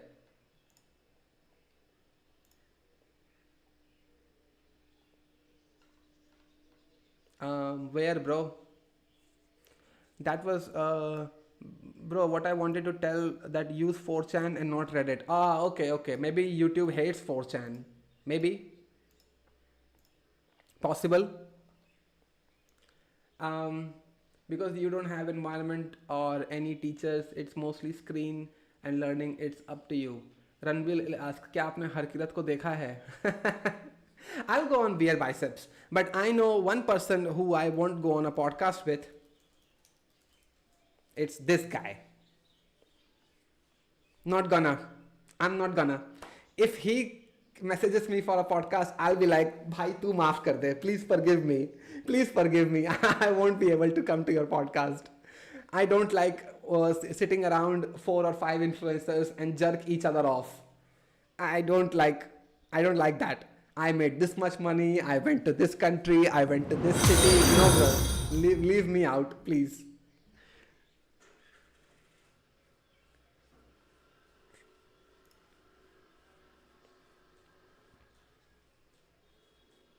Yeah, Ishan Sharma is super clickbaity. Yeah. If he messages me, I'll be like, forgive me, bro. I'm not gonna be able to. I do know one thing that I keep asking myself, like, if I go to Technical Suneja's podcast, will he allow me to take names? Will he allow me to name drop somebody when I'm making fun of them, or I am like angry on the podcast? Because obviously I'll get angry on his podcast when he speaks to me about career advice and everything, and the landscape of YouTube, like how I see it versus how he sees it. So I'm just wondering if he will allow me. I do want to drop Neeraj Walia's name, obviously, because he is the biggest clown among everybody. I don't think so. Could be, because he can be like, his influence is that much and he can land in trouble because of me. Maybe he will censor the name when I say it. But I'll ask him upfront. Hey, Vampy Girl 699. Hello to you as well. Welcome to the stream. After you search $1 million house in Budapest, the first video appears. That is. Okay. 1 million house in Budapest. This one, will any, do you mean? But it's not Budapest. Said YouTube for you page is interesting. Could be.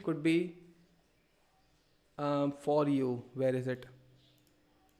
New to you, but there is no for you. Oh, this is for you page, obviously. No, there is no for you here as well. Neeraj Walia cloth brand get failed. Like why coding students will buy 1,000 rupees plain white shirt. Really? Easywares.in is already down? Easywares.in. Oh, EXwares. Sorry. Hey, it is still up. Isn't it? I'm pretty sure he's using a Shopify backend. Let's add something. First of all, let me see the price. Premium oversized green cotton t-shirt, $599. Black tee, $599. $599 is a little too much. I don't like the sleeve length. I don't like when the sleeves go all the way to your elbow. Like you can see right here. This is the kind of sleeve I like. Not this one. Okay, let's check out. Oh, this is definitely Shopify. 100% this is Shopify.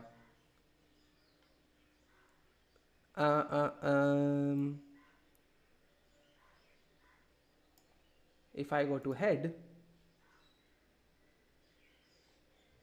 if I just search Shopify, will something come up?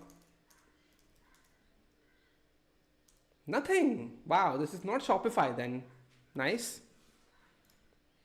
Please select size. Let's say L size. Okay, this is not Shopify, is it? View page source. No, it's not. Nice. So what is he using? You new to Twitch? Somewhat, I would say. Yeah, somewhat. I am mostly on YouTube. So I'm like 19,000 subs on YouTube, but 20 followers on Twitch. So you can say, yes, I am new. Firefox or Chromium? Nothing. Brave. Brave is Chromium. Sorry. Brave is Chromium. I know. Firefox, I don't like it because it kind of feels bulky to me for some reason. And Firefox gets paid from Google Chrome to stay second rank. I don't like that. They're not fighting for first position. WooCommerce तो नहीं है ये.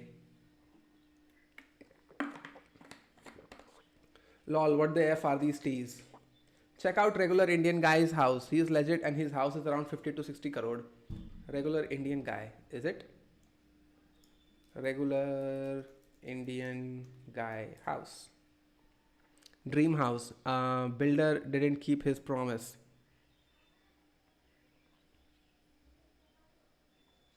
That this is the one. भाई मैं कुछ subscribers को definitely car की delivery और अपने यहाँ पे बैठक जो है वो ऑलमोस्ट बनी हुई है 10 से 12. This is a good house. This is a good house. The TV socket right there. Cupboards, sofas. It is spacious. The good. Like, does he go on the balcony? The view is really good. Really good view. 12 लोगों की और कुछ furniture और add करना पड़ेगा. Bedroom है यहाँ पे. Wow, really good bedroom. Nice. I'm happy for this guy. Oh, ventilated AC, also nice. The ceiling also has some work done. False ceiling, nice. Stack use किया होगा. Haven't tried any new browsers. I think I don't have many subs on YouTube. Vampy Girl 699. Oh, I know who you are. Were you the one who DM'd me on Discord asking for promotions and stuff? For promoting my YouTube channel? Were you the one who gave me this guy's contact? What do you do on YouTube? I'm a tech YouTuber. I think I remember you, Vampy Girl 699. Oh, then you weren't the one. Okay. Let me look you up. Vampy Girl 699. 543 followers. A voiceover actor, singer, and a role player.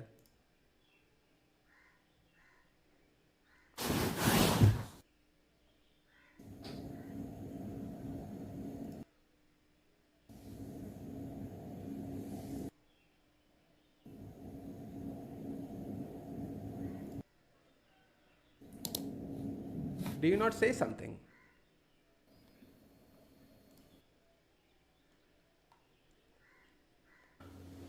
The fuck do I oops.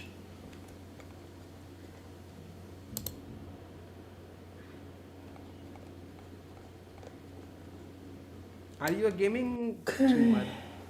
Streamlabs.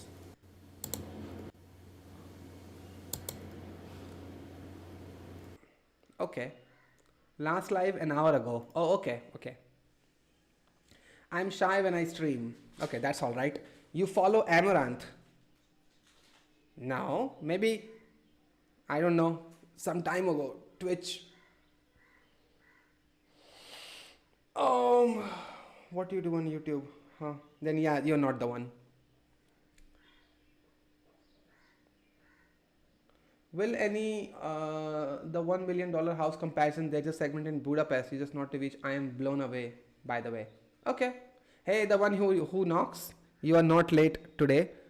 I started streaming at 1 p.m. Now it is 2:41. Okay, I'll stream until 3. 20 more minutes.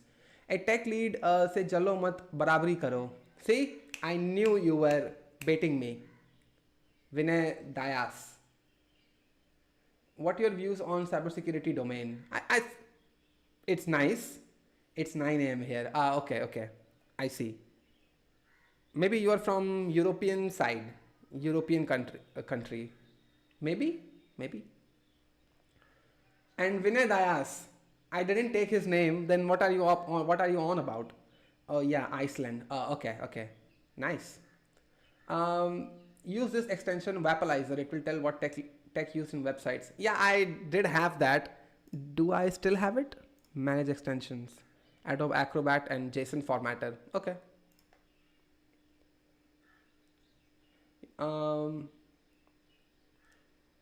Hi brother, how are you? Hey Striver, hey Muhammad Ubaid, welcome back. Your views on $500 billion investment by US on AI. I did react to it some time ago. I think you missed it. No problem. Hey Ashish Prajapati, welcome back. What are we doing today? Nothing. I'm just having some guilty pleasure watching houses I'll never be able to own. So this one by the regular Indian guy, he bought a house. बच्चे के लिए कुछ bed बनाएंगे देखते हैं vertical garden में deal कर Man, the view is breathtaking. The view is really good. I'm happy for this guy. Buying houses, lol. I'm not buying a house. YouTube has started thinking that I love houses. So now it is showing me advertisements where people roam around and show off houses. 9 crores. This is like unbelievable. $1 million houses in India. See, another house tour. I don't want house tour, bro. No, I do want house tours, but off camera. I like to be pathetic off camera. I have to be happy here. But yeah.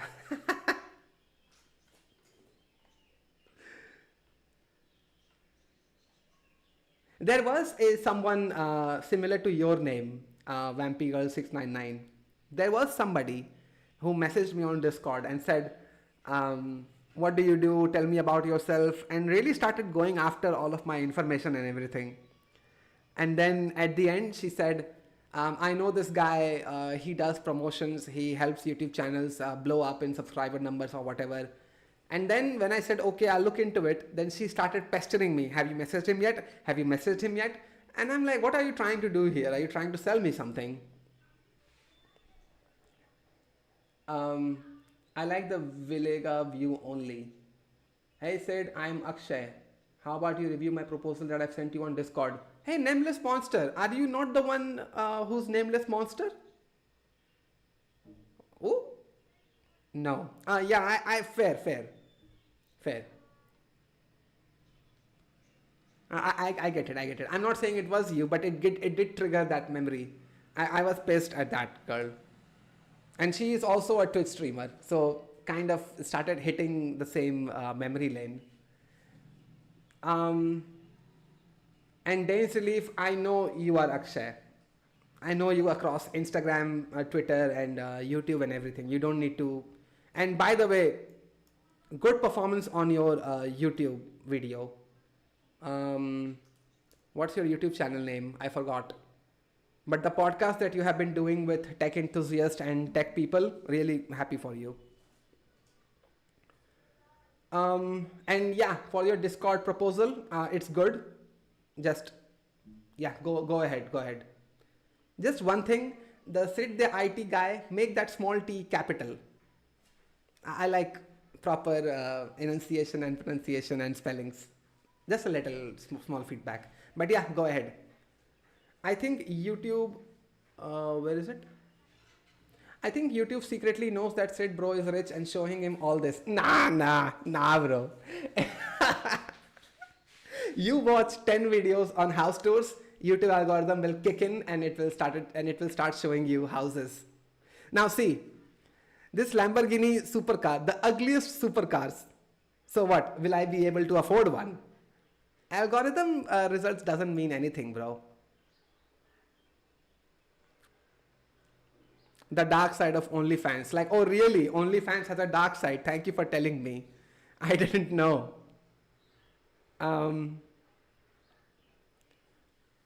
How richest Indians live in America. Like this thing in USA, I hate this channel.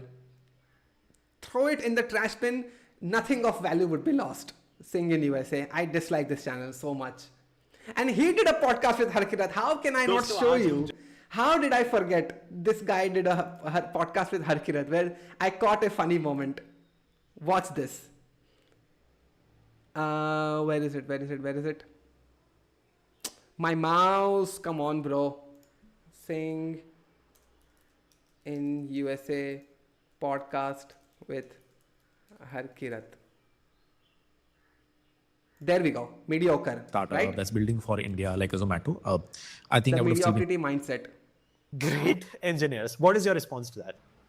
two things. One, I mean, I currently also code fairly well, contributing to companies. So I've lost a little bit for sure. I think if I did not have cohorts YouTube at all, probably could have started a company and or probably would have been working in a high agency company and for India, which was the purpose of the video. Okay, Probably doesn't mean shit.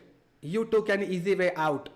You dedicated so much time into coding and learning and blah blah blah, IIT degrees and phalandikan, but you took an easy way out of making money by selling courses to students. There is no denying that. So don't say that you probably would have. Guess what? Your YouTube venture did succeed. Therefore, you were like, let me take the easy way out.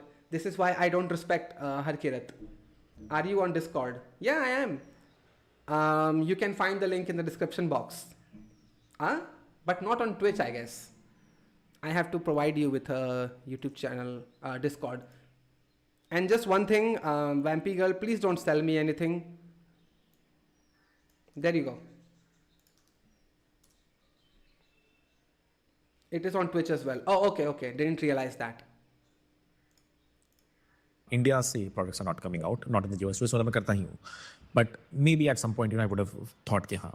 But then there's some opportunity cost to me doing it. कि हाँ, I can make XYZ as an employee in the US. What does it make? Setup tours are better than house tours. Yes, could be. For buying house like that, you need an open like college like some other guys. Nah, not gonna. What is your view on agriculture business in India and exporting into foreign? AI can't beat that.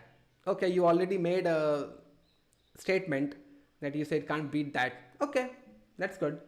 I remember I was once scrolling through Google Earth and I literally saw an apartment room that was underwater. Crazy stuff. It was in Dubai near the Palm Island or something. Yeah, Dubai is really crazy, isn't it? Bro, I have started to hate Insta because of I just want to see some memes, but all I see is so I deleted Insta. Could be. That dude Akshay is the name. Haha, definitely. Search for NVIDIA shatter Moore's law. Okay, I will.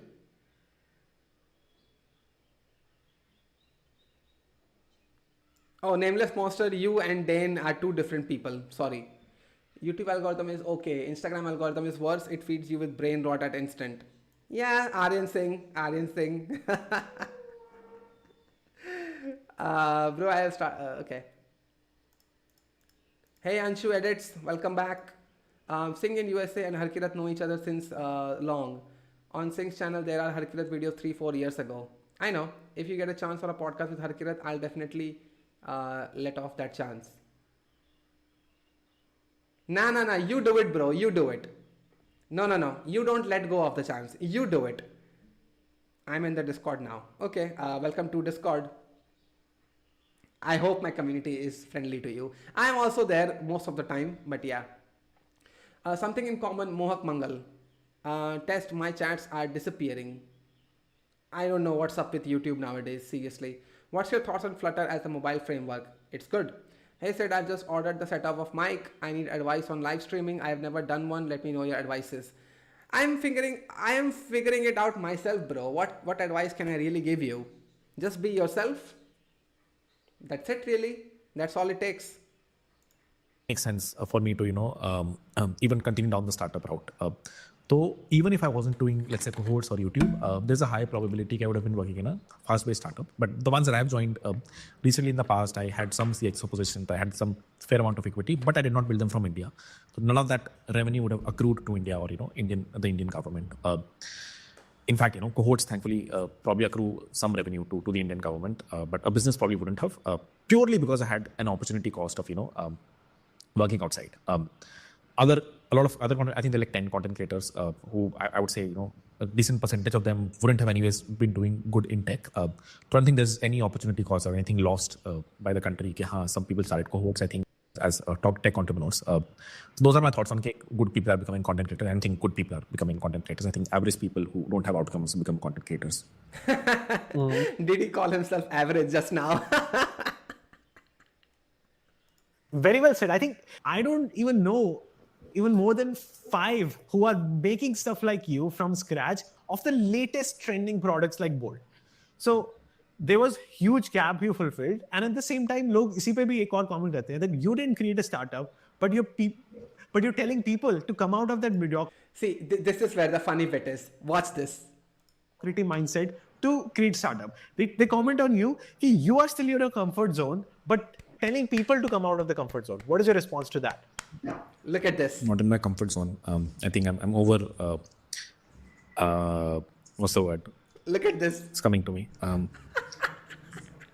What's the word? Out. He got caught. He got caught. There you go. I'm over burnt out at this moment. In terms of startup. Yeah, over burnt out selling cohorts and courses, is it? But anyway, you see how he got caught, and he was like, wait a second. It's coming to me. And then he got into it. I laughed when I saw this. Why Harkirat think that economy is growing because of him? No, it isn't. He is doing jack shit for the economy. Taking Indians' money and putting it in his own pocket. Keeping India's money in India, just in different hands. Doesn't do shit for the economy. But doing freelancing, working with... Shit. Did I lose my earphones?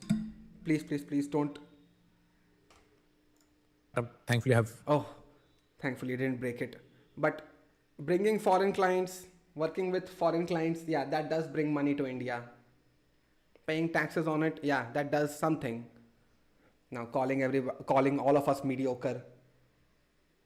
I'm not dead. I thought I just lost my earphones.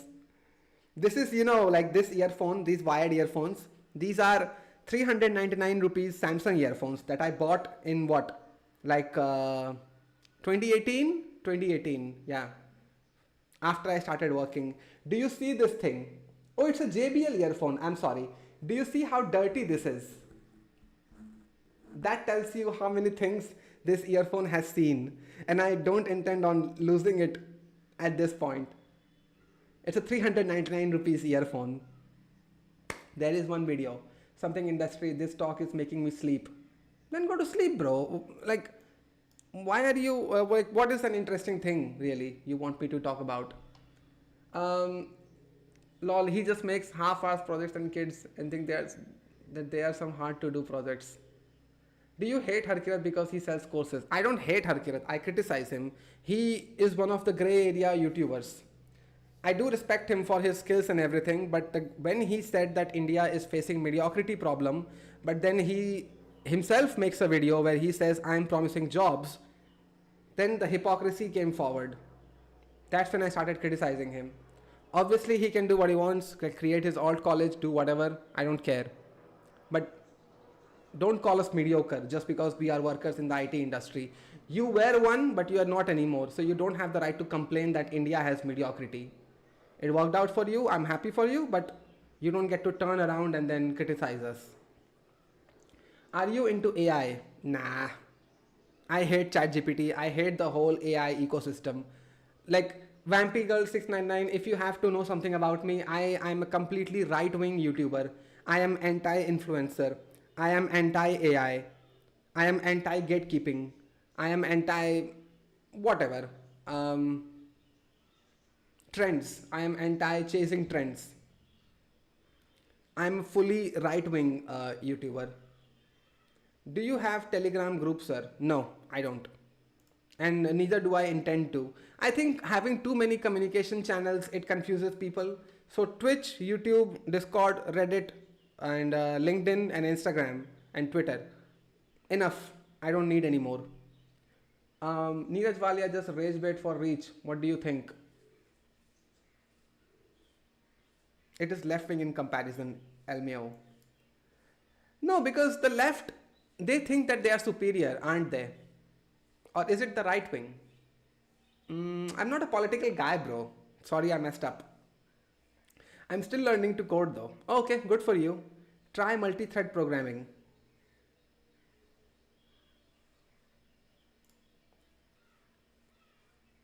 Anti-Hitler. Neeraj Walia, like he's following a pattern. Every now and then he speaks with sense, but then he loses it completely and speaks some bullshit, and that gives a little bit push. Our 2-3 message अरे लिखा YouTube तो hide कर दे रहा है, कोई खराब कुछ भी नहीं लिखा. Could happen, bro, could happen. I am on live chat mode, so I don't know what's up here. I bet it has heard many things. Yeah, it has some not nice things and some very nice things. Why don't web devs teach multi-thread programming? They could. Multi-thread. Isn't JavaScript multi-threaded, bro? Multi-threading code, computer file. Multi-threading in Python. Oh, do we have Code with Harry? Yeah, Code with Harry. Portfolio courses, threads, Java multi-threading, learn coding, introduction to threads. There are multi-threading tutorials, bro. You just have to find the right one. What the heck? I have connected with you on LinkedIn. Yeah, I know.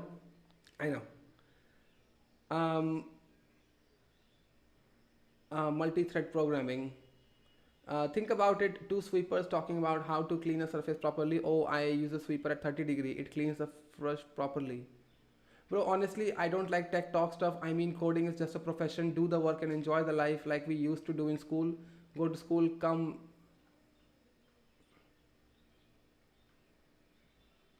People like Neil Wu are the one we must follow. Okay. Probably most opportunities he got is just because of IIT. Fair. How do referrals work? Does an intern hold the possibility of referring someone for a 3-4 year experience job? No, I don't think so. Because everybody knows that you are an intern at the company. So they will question your decisions.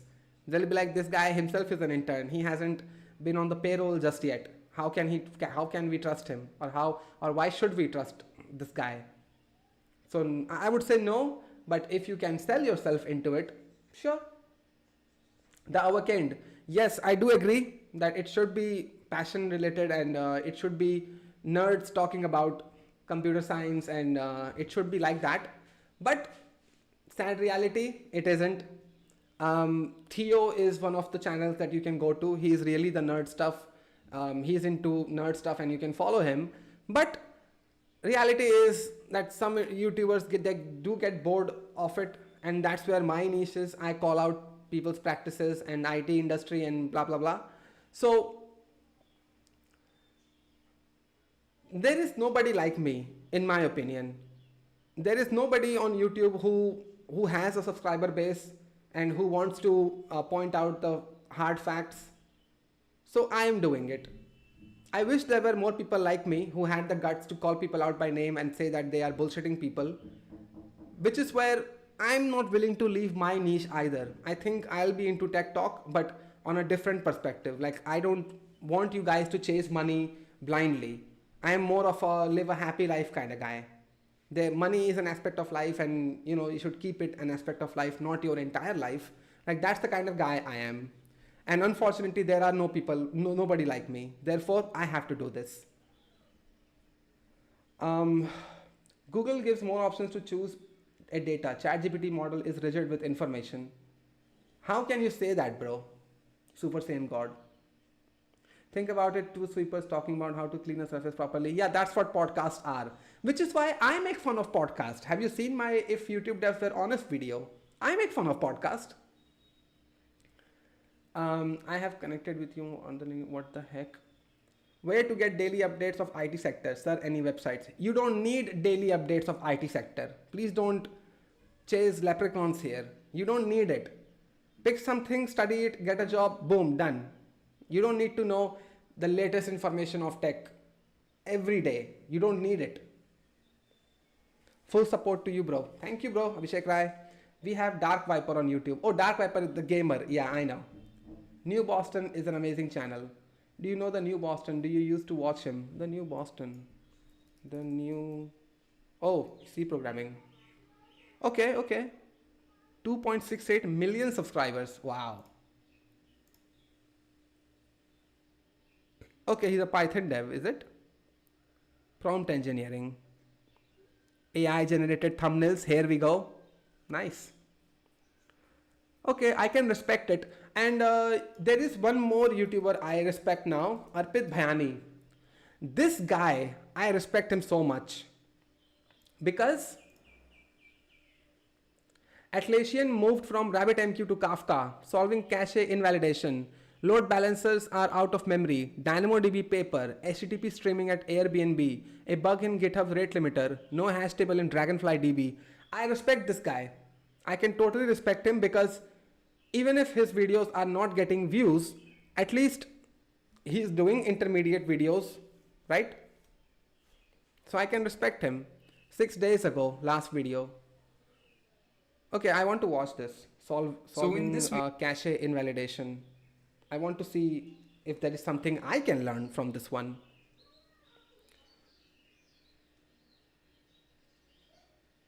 Praveen, oh, I know. I know tech lead sent you. I know. Go back to your tech lead, bro.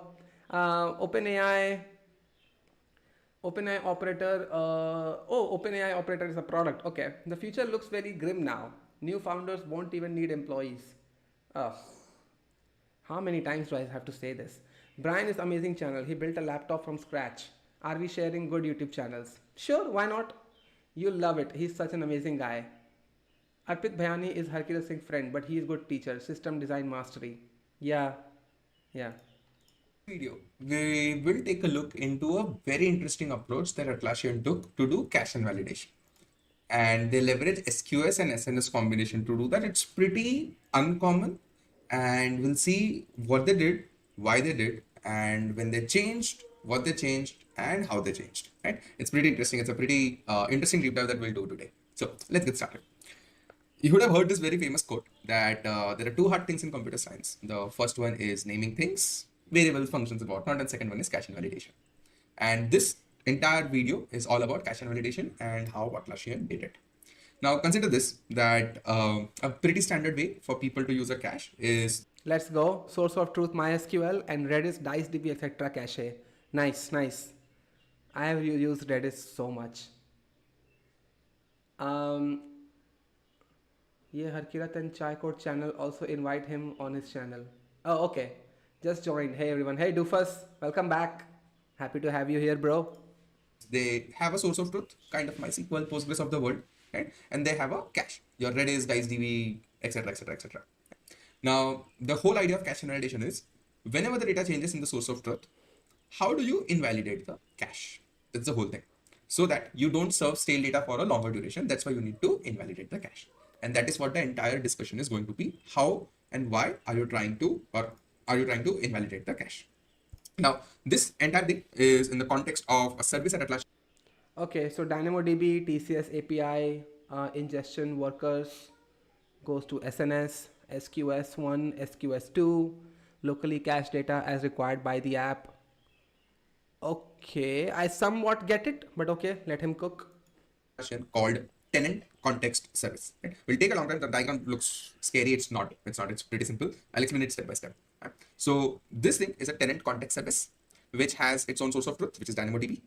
It has some sort of ingestion. We don't need to worry about the internal details of it. Right? It has some sort of ingestion workers which are doing writes into this DynamoDB. Right? Consider this TCS API, the tenant context service API, that whoever wants to know about the tenant metadata talks to this API. API server goes to the database, reads the data, serves it. Right? So whoever wants to consume the TCS data, this is the flow. Right? Okay. Now, the core idea or the core pain point of cache invalidation happens when your ingestion workers are doing writes onto the DynamoDB. The source of truth has changed, and this change needs to be percolated to the clients of TCS service. Now, what are this client? Now, this entire blue box that you see is one client of TCS. There will be multiple such clients. Now, each client is a consumer of TCS. So the client would have its own set of customers, this one, and some application who is using TCS data. And this TCS data is typically now consider this as a one pod or one server in which you have a sidecar and your main application. Sidecar is the one that is interacting with the TCS API to get the data. Right? Your server directly talks to sidecar to access the data quickly. So this way, your app, the customer, the client of TCS service, this one, the HTTP API, the web server of it, can focus on serving its request that it's wanting to, and the sidecar is doing the grunt work of, let's say, fetching the metadata from the TCS API and this and that and whatnot, right? So this is how they are leveraging the sidecar pattern, right? And the sidecar is responsible for querying the data over here and caching it over here and whatnot. So the data is cached on each sidecar. It's not a centralized cache. The data is cached on the sidecar. This is the HTTP API server that is serving the request, right? Now, this is their flow. Now, where does cache invalidation come in?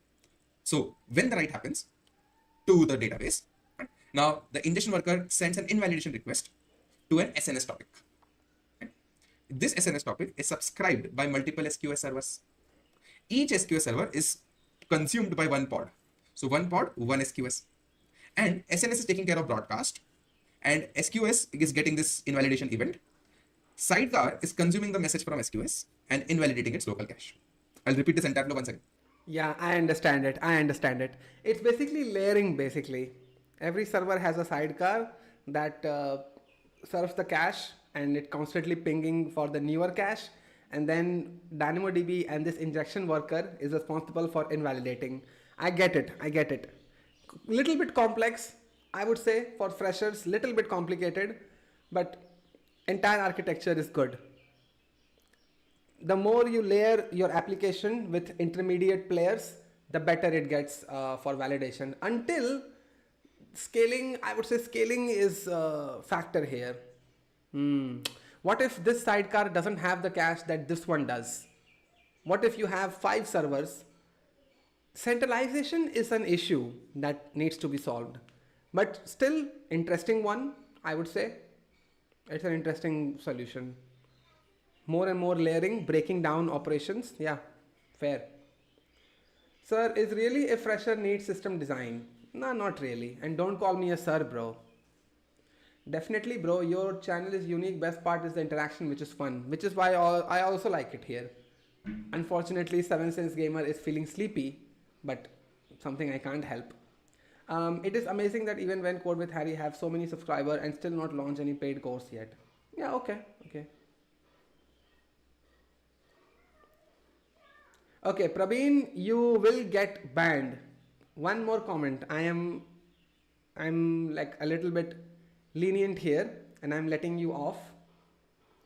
But I'm warning you, you will get banned. I really think that Tech Lead sent you. I'm pretty sure he is toxic like that. 100% sure Tech Lead sent you. So you go be in his YouTube channel. If you wanna be nice, you can stay here.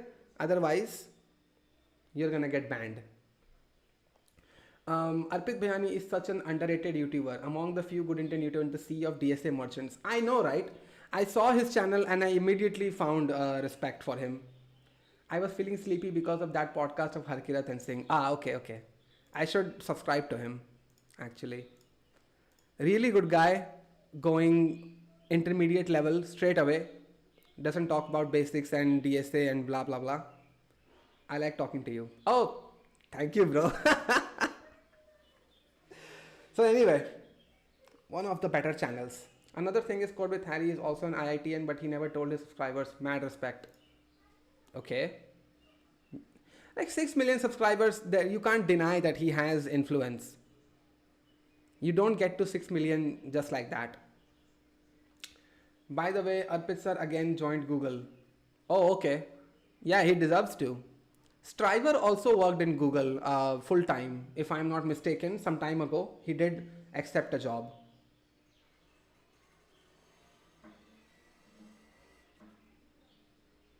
How hard it is to build OSS in India.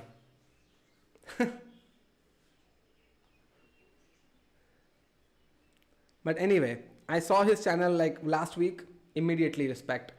Unless one of these idiots earn 300k a year coding AI agents in 2025, 2-hour free course. Really, 300k a year. You get good people and you get stupid people across everywhere. Job versus YouTube. Leave your studies to become a YouTuber. I would say no, don't do it. It's not worth it. Studying and getting a job, it gets you stability. YouTubing and this type of career is very volatile. It can go away, boom, just like that. What if I mess up a couple years from now? And what if you guys turn on me? Bro, he's same guy from that live stream of roasting projects. Oh yeah, I know, DiceDB when he mentioned, I thought. But on that video, he was behaving like a clown, but at least on his own channel, he's a good guy. That thought did strike, yeah. That maybe he was on that latent, whatever. OSS in India will make people commit readme changes to get merch. Yeah, fair. That is the culture. Do the minimum, expect maximum.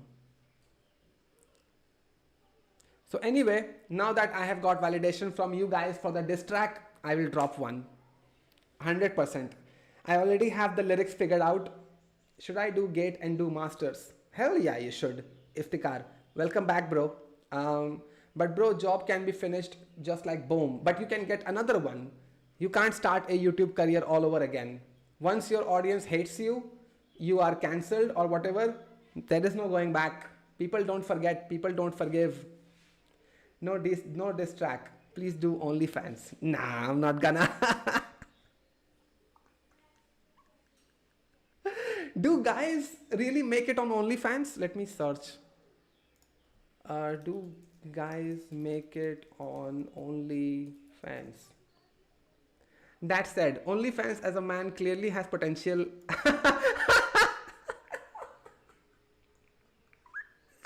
And can be very lucrative for those able to make it to the top. Here are some additional male OnlyFans statistics. The top 1% of creators make 33% of all money. Fake. I don't believe it. 33%. No.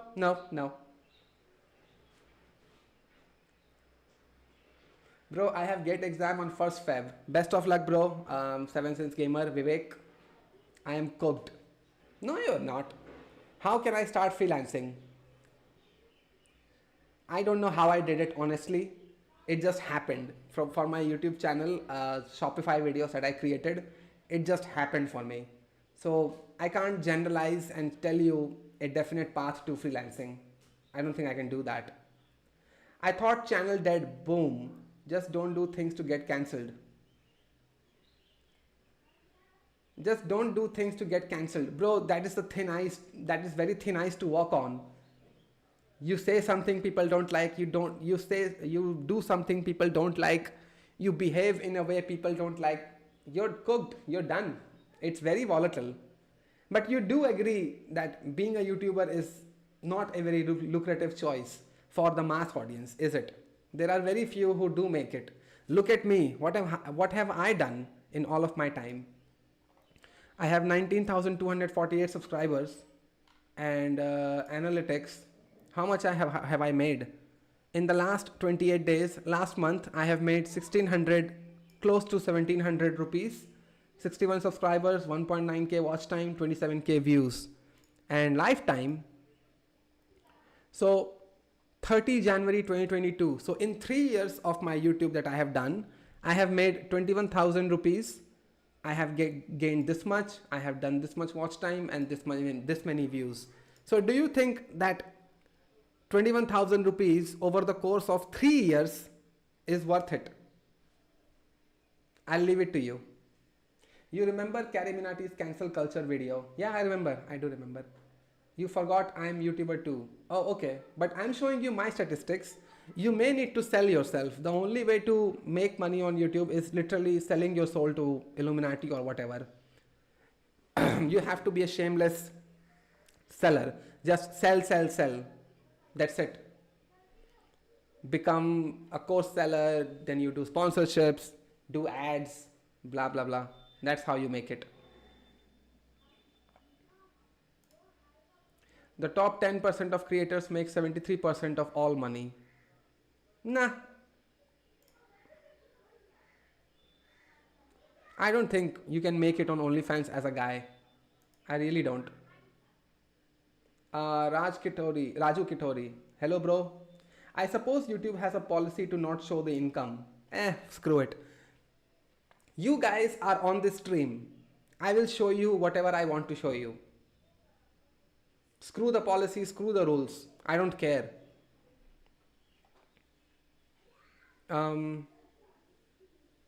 Souls are sold for big checks. That's the world we live in. Yeah, and I'm not selling mine. I'm not selling mine. I like who I am. I'm not selling it to anybody. Does YouTube have a policy to not show analytics? No, YouTube does not have a policy to completely prevent users from seeing their analytics. There we go. There we go. Show feet. It's dirty, bro. Sorry. Look at the bright side. You can become the Mark Rober, Vsauce, Veritasium, 3 Blue, 1 Brown, etc. You can, but if we are going off of that, then you can become the next Jeff Bezos if you want. You can start a company, and I would rather start a company in software development and solve a real world problem. Hell, I'll go to Shark Tank to get funding. Who cares? That's the way I want to go. I want to start a company. I want to be a service based company so that I can hire some of you guys and then we will work on projects together, and then create my own product sometime, and then go that route. I don't want to become bald. I like gambling. Please sell gambling ads. No. I'm not selling anything. Imagine an SDE in OnlyFans. How he get that job, one of his dream come true, working in a product-based company. Could be. You know, I also could go to P-Hub and start uploading videos there. P-Hub has a really good conversion of video analytics to money. The rate is better. Million views, you get $340 on YouTube. For a million views on P-Hub, you get $1,000. So you already are making 3 times the money there. What is your source of income, Sid Bhaiya, after retirement? I haven't retired yet, bro. Please don't freak me out, software engineer. I don't want to think about retirement just yet. True, I was thinking the same, but I just wanted to tell that there are still good people on YouTube. Oh, thanks, bro. Code with Harry said in his latest video that I have made a lot of money in web dev. I made websites. I didn't sell any course. Haha. Yeah, he did. Yes, a girl posted about P-Hub and YouTube revenue comparison on LinkedIn. Yeah, that's where I am also referring that. After retirement, maybe I'll be, nothing wrong with selling though with the right intention. I mean, there is nothing wrong, but I won't be able to look at myself in the mirror if I did that. The same way I don't lay out a step-by-step plan for getting a job in the tech sector. I don't do that because I know that thing that doesn't work. And after retirement, maybe I'll turn full-time YouTuber. Where's the harm? At that point, I will have like what, 30, 40 years of software development experience, and then I can make videos like my regrets as a 40-year-old experienced software engineer. No, not 40-year-old, as a 60-year-old software development, whatever. And then I can make my career that way. The same way Stefan Mischuk is a full-time YouTuber now. Not now, he does consultancy, but yeah.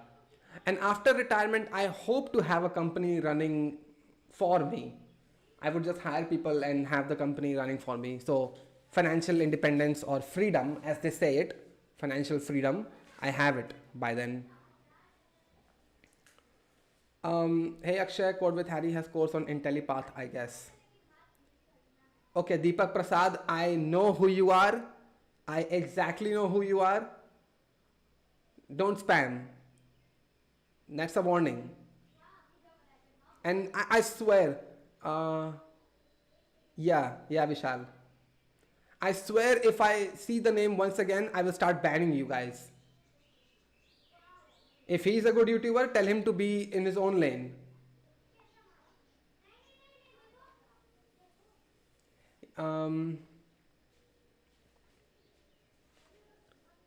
Look at the nothing wrong with selling though with the right intention. How many accounts do they even have? No, it's different people, bro. It's different people. What do you think of my online presence? What do you think of my online presence? Same question back to you. Raju Kitori, you have gone silent. What would you suggest for some, just like that Chinese guy who uploads math videos on P-Hub? Yeah. I could do that if I wanted to. What would you suggest for some development projects rather than the beginner projects shown all over YouTube? I want real projects that are being developed by major companies. Nah, not gonna happen. Because if no company will ever come out and share their code base with the entire world. No company will do that. So I'm sorry. That's not possible. And for me, the projects that I work at, I cannot fire up VS Code and show you the code. Oh, by the way, VS Code is running. I have to close it. So, not gonna happen. I'm sorry, bro.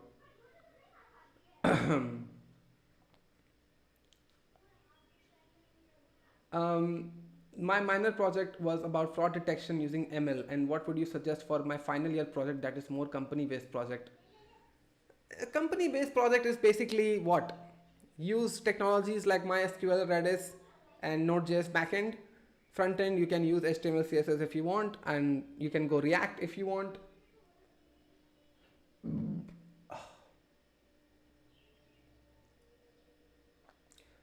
You are chill guy. That's what I would say. Oh, then you are the podcast guy, I would say. You went the podcast route, which is good for you.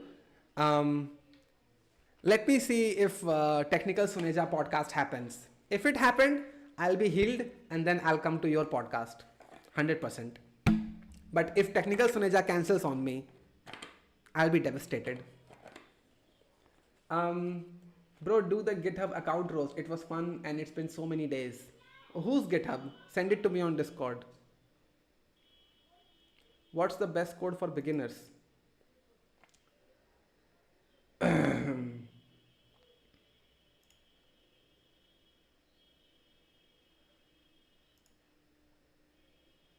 I warned you.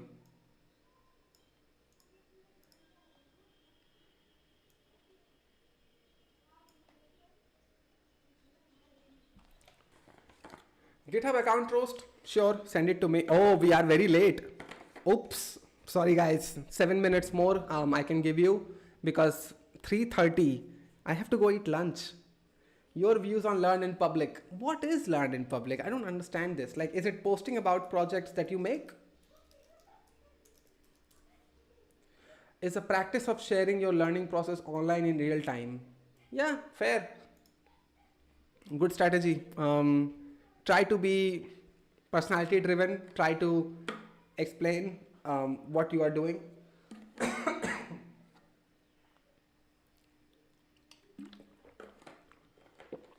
Is Technical Suneja's contents are real? Yeah, it's real. I mean, I don't understand the question, Soumyajit. The Chinese guy who does math video on Pornhub is making disciplined people with mathematical knowledge. Think about the dedication studying while watching. Wow, nice. Nice. Employ kids just like in China. Nah. That is, wow. That's a good one, Nova, Abhijit. We need more AI ML Indian guys, girls. Literally can't seem to find anyone good. There's this guy Umar Jamil. Maybe he's Pakistani, but dude, his content is gold.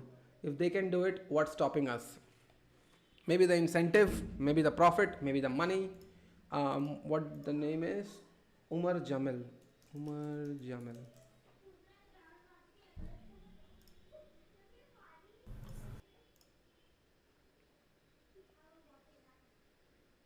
Flash attention derived and coded from first principle with Triton, Python. DeepSeek R1 incentivizing coding a multimodal language, ML interpretability. Kolmogorov Arnold networks, direct preference optimization.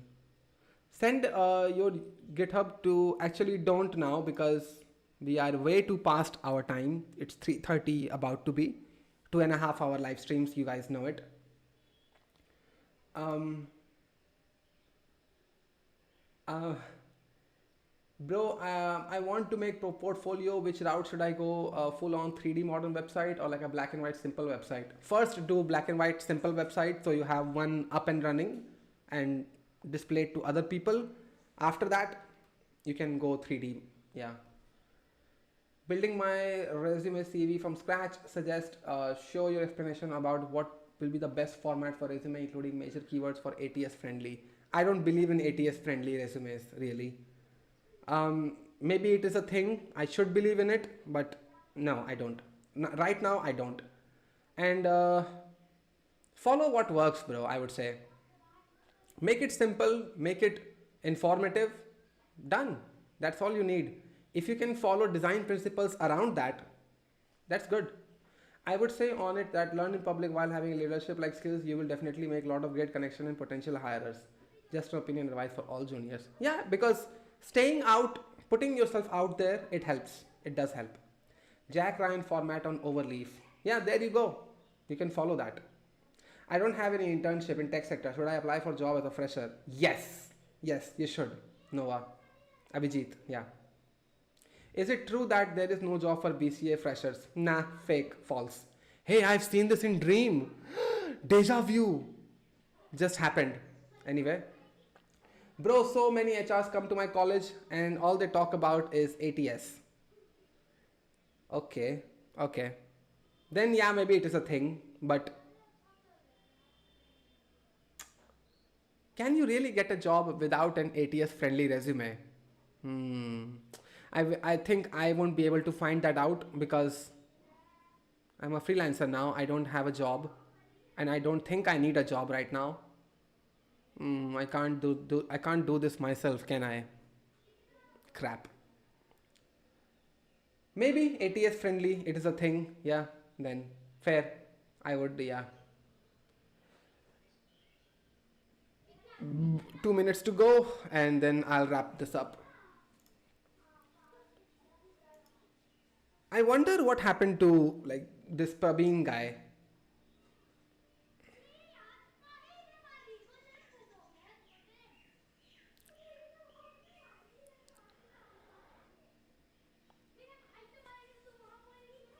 The final straw that made me quit my 9 to 5 job.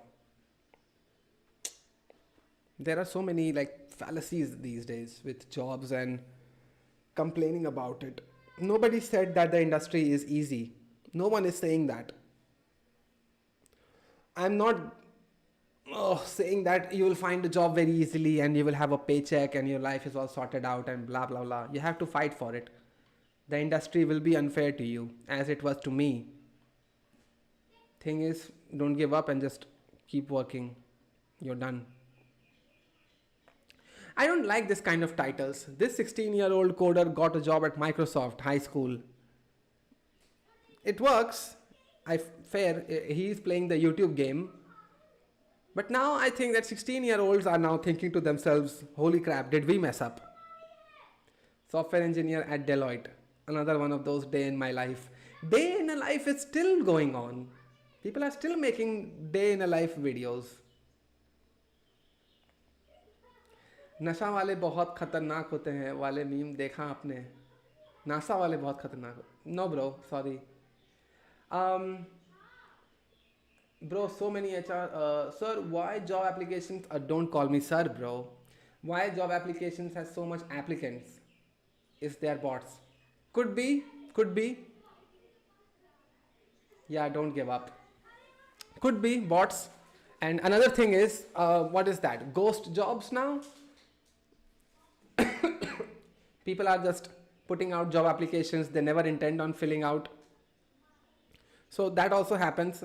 And you know something that made me laugh a couple days ago. This guy that Abhishek Kar was apologizing to Assam government. Abhishek Kar Assam controversy video. I was laughing at this guy. Because what is happening with Bengalis, bro? I'm already angry at Glokus, given that he was crying for 100k and then I gave him the support and now he's crying for 1 million as if my support now means nothing. Then I'm angry on Saheli Chatterjee, another Bengali. She can't make a video without mentioning money or high paying or being rich or whatever. Then there's this guy just speaking rubbish, and when got called out by the government, started apologizing. What is up with Bengalis really? Yeah, good question, Khan. Can you start a playlist about your journey as a freelancer? It could help many people who are planning to move forward as in freelance.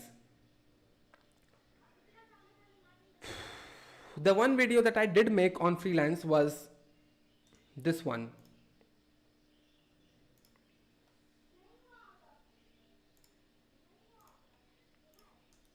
The reason here, watch this video. This is a video that I made after I completed 1 year of freelancing. So maybe you can get some perspective, I would say. Okay guys, this is it for the podcast today. We are well over 2 hour and 30 minutes mark. ATS friendly be like an IITian and 6-year experience for a fresher job. Yeah, true. Lol, 100k, now he wants 1 million. Yeah, that is the thing that slapped me in the face when he said it. ये इंसान दुनिया भर की ज्ञान लेके बैठा हुआ है, मैं बहुत घटिया है ये. Lazy engineer, was that to me? I read it before you retracted it. Title of video. Go out and eat your lunch. Go and eat your lunch. Okay, I will. Freelance. Bye said, thanks for everything. Why thanks for everything, bro? I'm still here. But anyway. Okay guys, bye-bye. Lazy engineer, I did see what you typed. Do you want to get banned, bro? I think you want to get banned. Coco Melon. No, मैं उसकी बात कर रहा हूँ. Oh, okay. I see.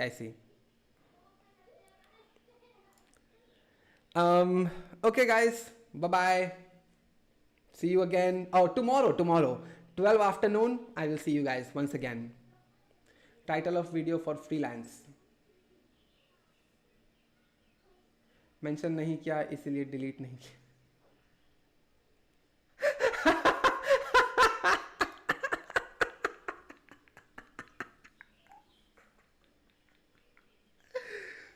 Okay, anyway, good to end this on a, tomorrow, 12 afternoon, I will stream once again.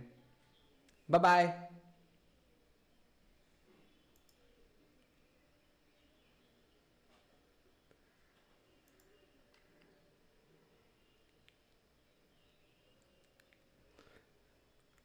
I know Twitch is still up.